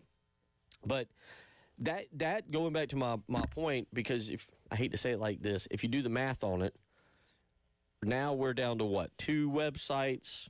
There was a time it was 3. You had Scout, Rivals, and 24/7 Sports. We were back with ESPN at the time, but you had Big Spur, you had the Scout website, and you had so that was 3. That's 3 reporters calling you, not counting, and I'm not picking on, but not counting Phil Kornblut calling you, 4. Right. All right, and then that's not counting a national guy like a Tom Loy or a Steve Whitfong or somebody who's calling you. So there's 5. So that's 5 reporters. Now you got schools chasing you, and again, Yeah. As somebody that worked on that side of covering that, if you called a guy and he didn't answer and you text a guy, are you like just repeatedly doing it over and over again until you get a response? I would stop. I would stop at one point Okay. because you just kind of get a hint. Yeah, it's not that their phone's sitting in the other room. They're probably intentionally not trying to pick up. They either don't want to talk to me, they don't want to talk about the school, or they don't want to talk in general. And that's fine. I have no problem with that. And that's why I was like, I always go back to Braxton Berrios because I like him. I know him. He legitimately is a good guy. Yeah. He's a Gamecock legend. But I got a text message from DJ Swearinger during the recruiting process that was not nice. He'd had enough. He'd had enough. I He'd had enough. He'd had more than enough. I could see that. And yeah, I like now that I really know him, I'm like I can see it. But it was when he had to decommit from Tennessee, and everybody kind of knew he was going to go to Carolina. Yeah. And you're all trying to get the story first. And again, back then you had several different recruiting websites trying to get. So he's being bombarded with calls, right? Sure. Not counting the lifetime decision of do I go to Tennessee or to go to South Carolina? Right. And I'll never forget. It was late afternoon, on a Sunday. A very strongly worded text from him. Now and then you got Berrios who's like, "Hey, listen, here's how we're gonna do this." Now, do you think the Swearinger text was articulated just for you, or was it like a copy and paste he probably was sending to a lot of people at that point? I never thought about it that way, but did he specifically mention your name? No. Okay, that might have been like, It starts all right. with "Hey, dog." Yeah, like, all right, every reporter that's calling me right now, copy, paste, copy, paste, copy, Yeah, it might have paste. been. It starts with "Hey, dog," and then goes on. Did you like screenshot it or save it or anything? Nah, I didn't. You should have. I mean, what that was 08, 09. I don't. Okay. Were we even You could screenshotting have text taken a messages? picture with a camera of your Yeah. phone and saved it. But yeah. So I would allow, because again, a kid being able to sign. If Josh Dobson commits at his ceremony last Wednesday, this is the first, and he signs, everybody knows it's over. Sure. A&M knows it's over. Michigan knows it's over. The reporters know it's over. South Carolina feels comfortable. You can move on. And now that he hadn't signed, you can't stop recruiting him. Right. Your resources are still invested in keeping Josh Dobson, and Yeah. don't let up. Otherwise, you'll get beat. And I think coaches would be very much in favor of that. I do too. I think it would take a lot of pressure off everybody. And look, if a kid doesn't sign, Okay. you're not forcing him to. He can commit. You and still give them hey, you have to sign by December 18th or whatever, but you can sign anywhere within this window of July the 20th until then. And when you sign, you're locked in. Well, I said you let them, even if it's in October or September, you let them sign when they commit. Because honestly, if they commit and they're like, "Well, I'm not going to sign," you're Yeah. going like, "Well, you're not committed. Yeah. You're just calling me your Yeah. leader." Committing comes with signing. Like Right. if you say you're coming here, you sign, you're locked in. Unless I get fired as the head coach, you're coming here to play. Right. I would be all for that. And we only say that again because South Carolina picks up 2028 commitments, and that's awesome. That's great. You'd rather have them committed than not, but what does it really mean at this point, in time? Anyway, 803-404-6100. We'll come back, get back into that Matt Mitchell quote that he's got, and explain that a little bit more as the halftime show.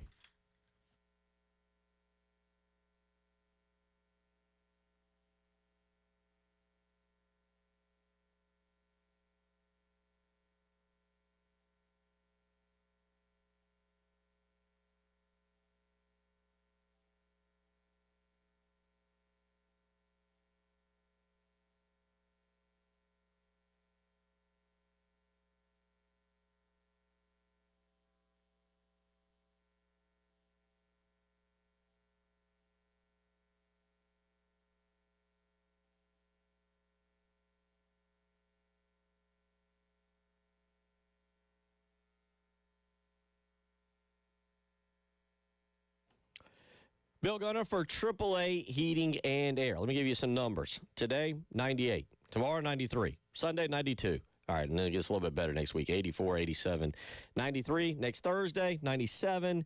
Next Friday, 96. I hope your air conditioner is working. If you haven't listened to me all year, then I don't know what you've been doing, because AAA Heating and Air is ready to help you. They've been ready to help you.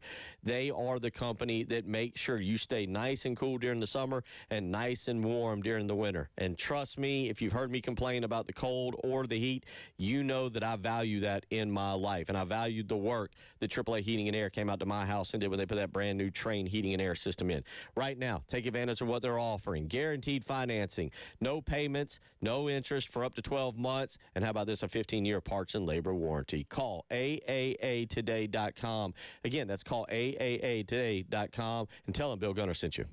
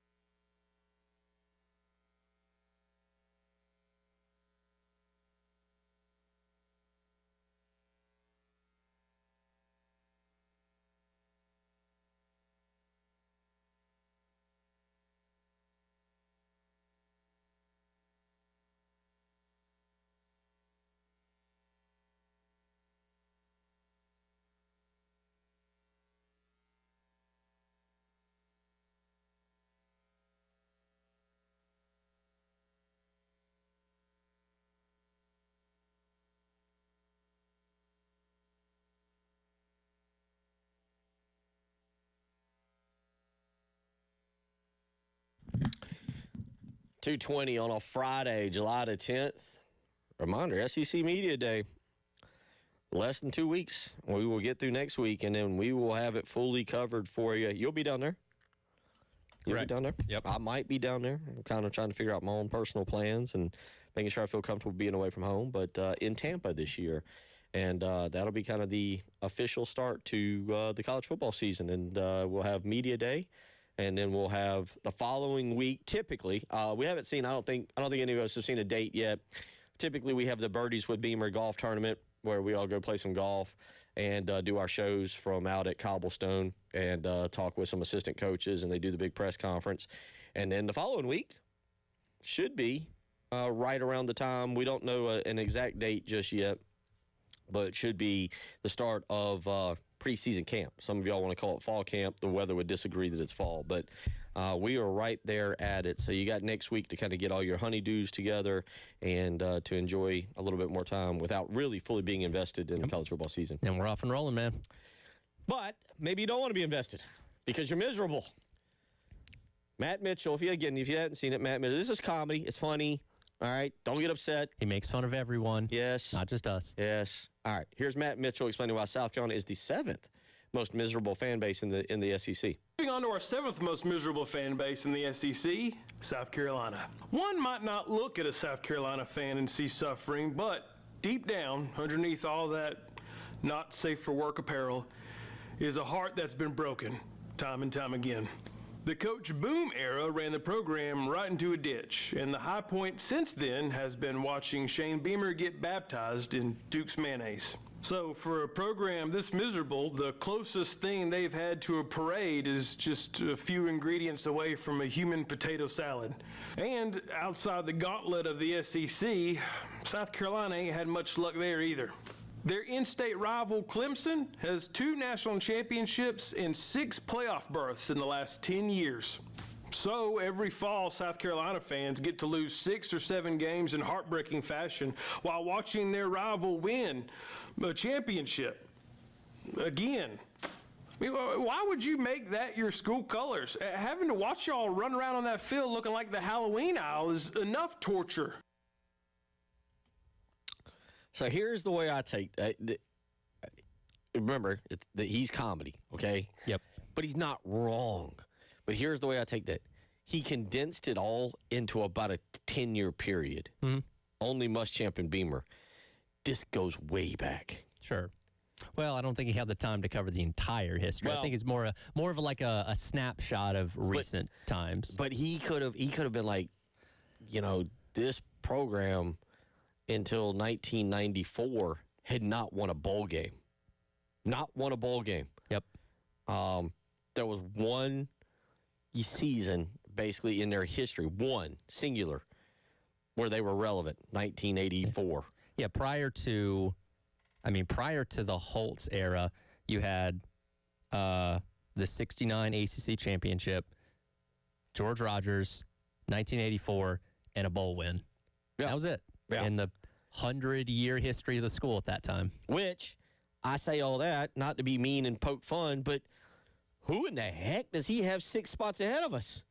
Let me pull the list back up. Who does he have? Who in the world? Because, folks, I'm 44. I've said this before. For 43, I'm a lifelong Gamecock fan. My dad got me heavily involved. I started going to truly going to games in 1992.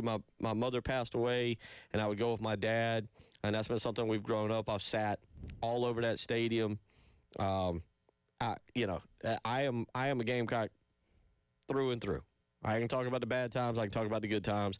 Just like today, I can relate back to being at certain games, especially more so college and post 2000. But even prior to that. There are things that I can agree with y'all on. And now, again, I look back and I'm like, how in the world, for about 100 years from 1900 to 2000, is the success so minimal? Because here's the thing.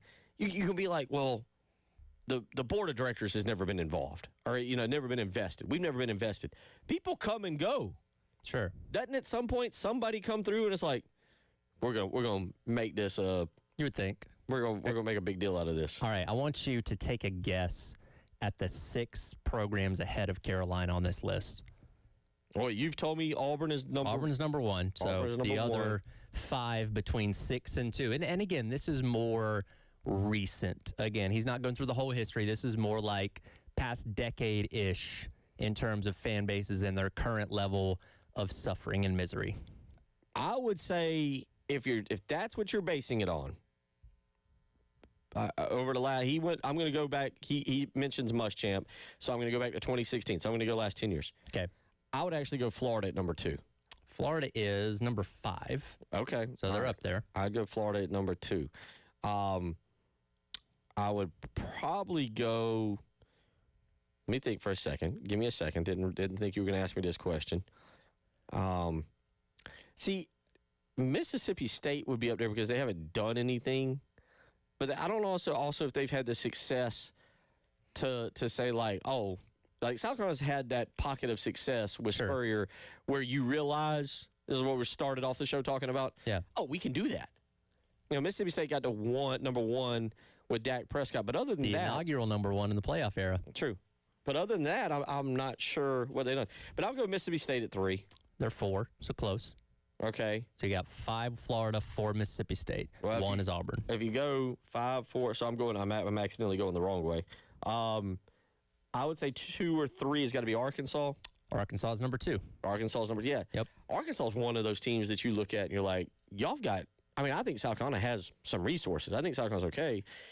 Arkansas, you're like, man, Texas isn't far away. Louisiana's kind of right there. I know that, technically those aren't in-state. Like the state of South Carolina, the state Yeah. produces, I would assume, more talent than the state of Arkansas.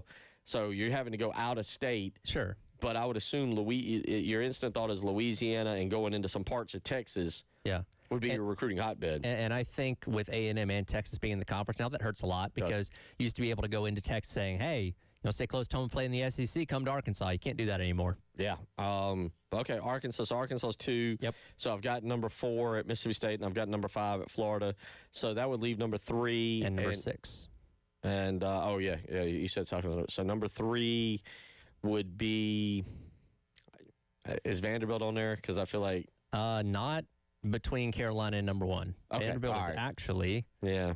14th Okay. Yeah. due to recent success. Well, recent success, and quite honestly, that fan base I don't think they can be miserable.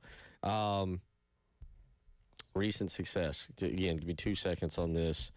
Actually miserable. No, they won a championship. I would say one of them, maybe number 6, is Tennessee. Not Tennessee. LSU. I was gonna actually. That's what I was about to say when I said Tennessee is 9. Okay, LSU's at 6. LSU's at 6. A little surprised by that, just because they won a championship in what 2019. 19. All right, so that leaves me number 4. 3. 3. That leaves me number 3. Kentucky? No. Kentucky is. Where's Kentucky? They are number 8. All right, final guess. I'm not going to agree with whoever you're going to tell me. Okay. Georgia? No, Georgia's actually last in terms of misery. Just because I think Yeah. you'd expect more. Who you got? A&M. Battered Aggie syndrome. Battered Aggie syndrome. Okay. Yeah, I can see that. They could be higher. They could make a case for 1. Yeah. Real strong case for 1. Here's the thing about them. They haven't had to watch Texas win championships. At least not recently. Not yet. Well, what the last one was? What 05? Yeah, and then Vince Carter. yeah, and then they were just not even playing them Like for that- a decade. That's the difference. Is like South Carolina's had to watch Clemson. Who'd you say number 1 was? Auburn. Auburn's had to watch Alabama go on Yeah. a run. That's but at least Auburn won a championship. Yeah. But South Carolina and Auburn have had to watch their rivals go into dominance. A&M has not had to do that. 803-404-6100. We'll finish that conversation, and we'll talk a little bit about the wide receivers and linebackers when we come back for South Carolina. It is the Halftime Show.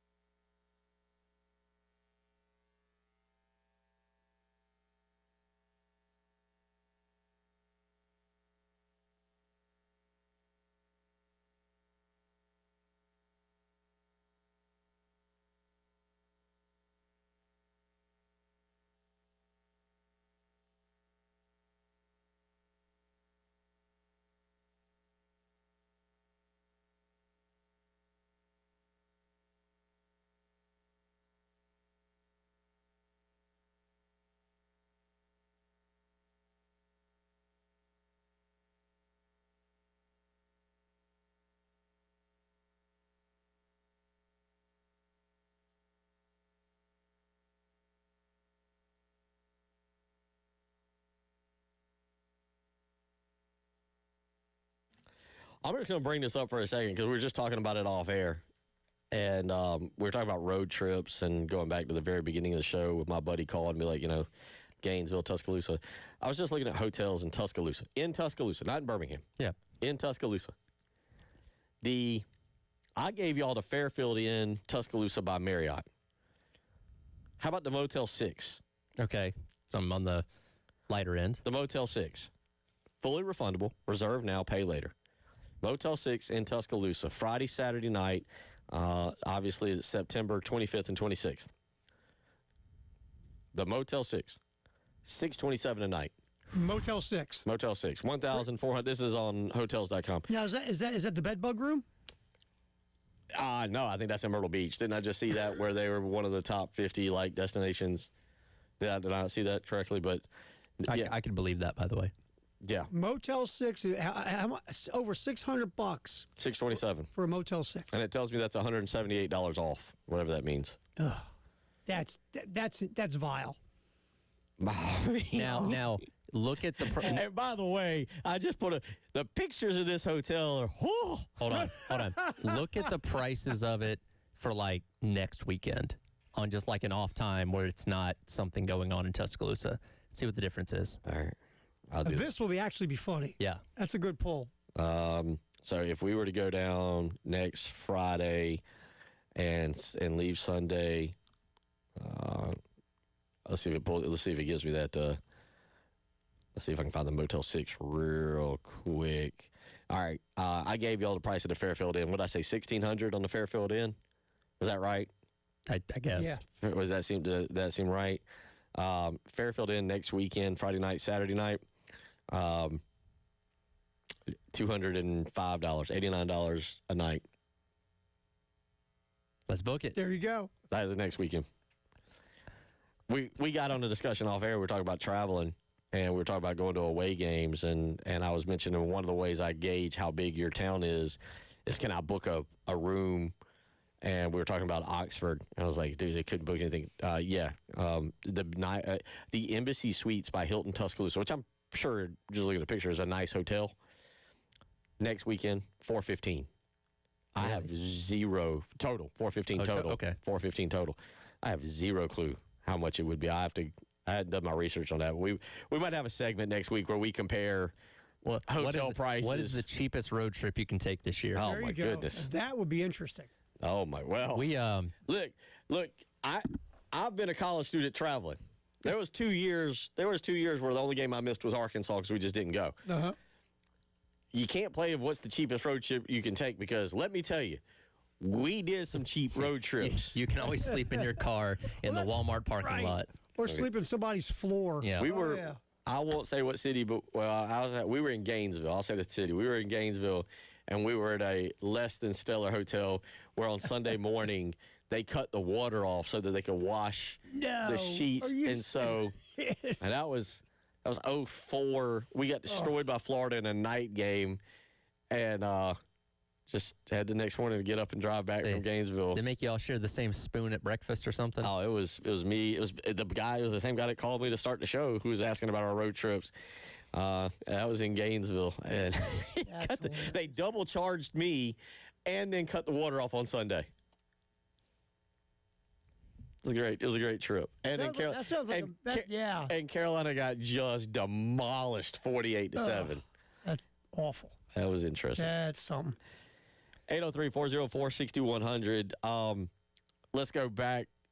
Phil Steele joined the early game on Monday, and we've talked about different positions. Tyler, let's start with the wide receivers because I was listening to you and Wes and Chris on the Gamecock Central Takeover, and y'all were kind of debating it. Wes did something. So Wes brought this up, and this is really, really interesting. About the wide receivers. And you and I had this discussion a couple weeks ago. Yep. In Phil Steele's starters, and it's too deep, he's got DJ Black as a starter. Correct. And Wes has talked about he's a little surprised by that. Yeah. J.C. Sherbert put on there DJ Black as a starter. That's two different, Phil Steele and DJ. Phil Steele and J.C. it makes you wonder how. I mean, that means DJ Black is being talked up a lot at that wide receiver position. And I think the way that kind of Wes phrased it is like he's not like, oh my God, shock, can't believe this has happened. But it's like, okay, there's might be something here type thing. Because again, we've heard a little bit about DJ Black going through the spring, and again, that's the reason why J.C. Sherbert, had him on his list as a potential starter. And he's a guy that obviously started his career here. Did the walk-on thing, was it Limestone with Furry, goes to UCF, has a little bit of production there, but there seems to be some rumblings that maybe he's positioned himself to be somebody really significant on this offense. Again, we have not seen it in person yet, but I guess it's something we're going to be looking out for this year to see if that ends up living up to the billing there. And, the way he phrased it when it came to Phil Steele is like, okay, is that something that because again, Steele talks to all these head coaches about their rosters. Is that something like, hey, Beamer said something about this guy and that's why I'm putting him in there? Or was he just complimentary toward him and Phil Steele says, okay, maybe I see a way where this guy ends up being a starter. So we don't have the answer to the question for that. Well, I think it's not that DJ Black is listed as a starter by J.C. Sherbert and Phil Steele. It's the guys that he's beaten out to be in that starting position. Right. And no offense to DJ. This is no offense to DJ Black. I'm not trying to hammer a kid for his skill or ability. He might end up being one of the best receivers. I mean, have one of the best years ever. I have no idea. But to go back to the point, Tyler, you look across the board. Malik Carter is a guy we're not even talking about, and he was a 4-star recruit that South Carolina flipped from Florida State. Yep. Jordan Gidron is a year early, but he's another big-time recruit that enrolled a year early. Donovan Murph is a guy that I think is on most of these two deeps, but he's a guy that's expected big things from. We've mentioned Jaden Sellers, Mazeo Bennett, Nick Harbor. There's 6 guys right there. Yeah. And I feel like I'm blanking on somebody else. Sequel Patterson is coming in and is a guy that they're really high on. Yep. And I think that's more of the surprise is that the supposed former walk-on is kind of connotation. Mm-hmm. It's the former walk-on who's coming back was a transfer. Sure. He's in the 2 deep over all these 4- and 5-star, 4-star guys that you landed. Also worth noting, he also slid in Mazeo Bennett as basically the slot starter, which obviously we know that Jaden Sellers came in and took reins of that position a year ago, and we don't have a reason to believe that's going to change. So that's another thing. It's like, okay, did Beamer say something? Is he looking at past production and saying, okay, Mazeo Bennett will bounce back? Like, that is something. By the way, we're going to have Phil Steele on our show next Friday at 9:30, so we'll be able to get some answers to these questions, hopefully, when he's on with us. But, yeah, those are kind of a couple of interesting things. You meant the morning. Sorry, yeah. I was all excited. When you email them, you give them a time frame, and they tell you what time he's available. So, unfortunately, he couldn't do the 12 to 3. So, 9:30 next Friday. We'll try and get an answer to some of these questions, but it is things that kind of stand out and make you go, how do you come to that conclusion with those guys at wide receiver? I'm with you. That'll be interesting. But I do think the wide receivers have a chance to be really, really good. I think, how many guys – the question will be is how many guys do you think you need? Yeah. Do you get what I'm saying? Do you think you need 4? Does 4 equate to a strong wide receiver? Do you have 5?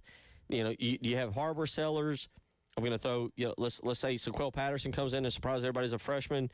Does Malik Clark step up? All those names I just mentioned, Nitro Tuggle is another name that I left out. So you see the point is, like, how many do you feel like you need where you're like, all right, we got a pretty competent wide receiving core. And then the question would be is the former walk-on and DJ Black beating out those other guys. Yeah, it's going to be interesting. And something else I noted with this, because next to his unit position rankings, he has his 1st through 4th team All-SEC, where each team has 3 wide receivers and 1 tight end. So that's 16 total pass catchers that can be on these first 4 teams, none of them from South Carolina. And again, he had the unit listed as his tied for 5th overall. So I think he kind of views this as like a room without a superstar, but a collection of its parts. Like, you're going to get solid production out of the guys that are playing without somebody like, say, Harbor going out there and having to grab 1,300 yards and 10 touchdowns. Well, that's interesting. Put this down. We'll come back to this next week because we're out of time and the show's about to be out of time. But I bring that up because that sounds like he did it analytically and put them 5th. Maybe. And I think it was the running back room that he put tied for last, 14th. Yep. But he did that analytically. I guess so. You see, so that feels like his analytics for the wide receivers, which yeah, I don't know. We'll talk. We'll get into that more next week, just as we roll through. 803-404-6100. We'll come back and wrap it all up for the week. It's the halftime show.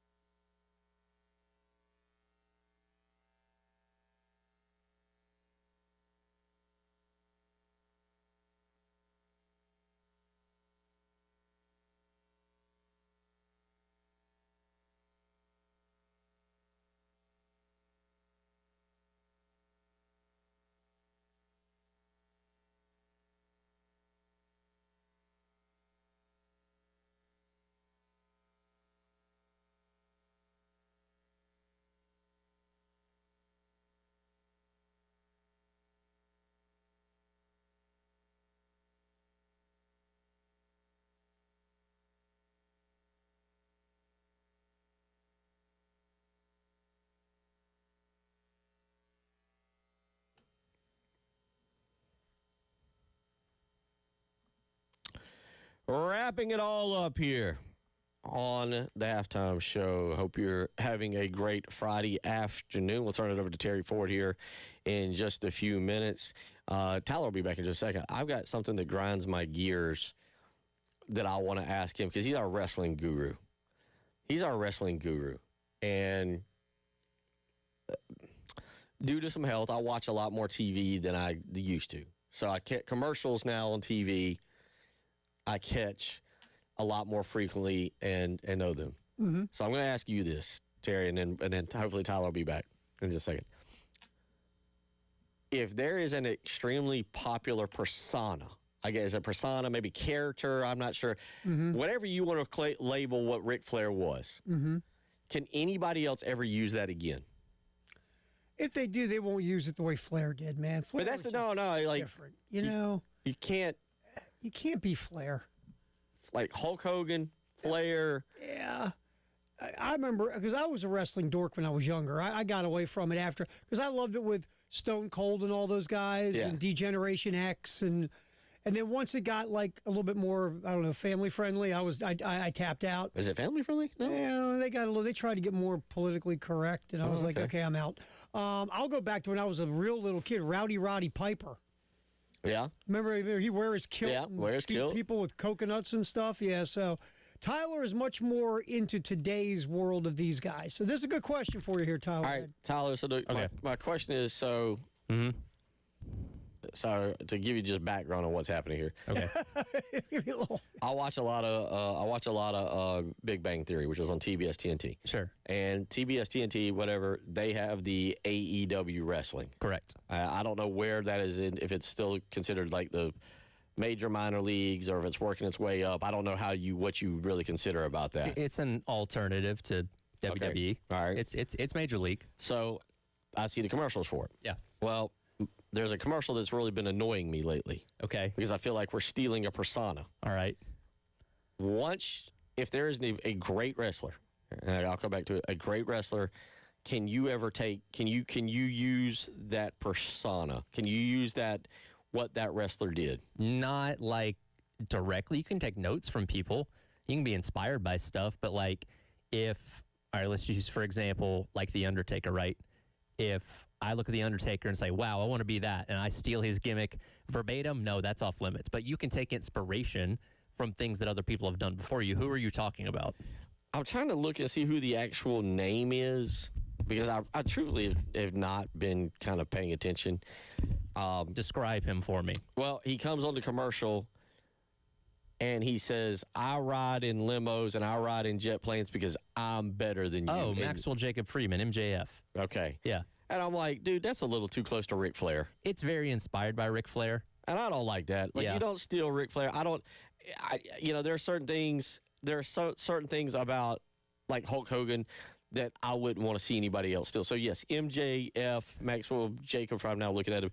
Yeah. I don't know. Like, I'll be honest. If I got into it, he'd be a true villain to me because, like, Yeah. no, you don't steal Ric Flair's stuff. I would say, and you're just looking at it through the context of the commercial, Yes. It's not a one-for-one ripoff. There's a lot of inspiration there and a lot of similarities, but he does add his own twist to it in a way, if that makes sense.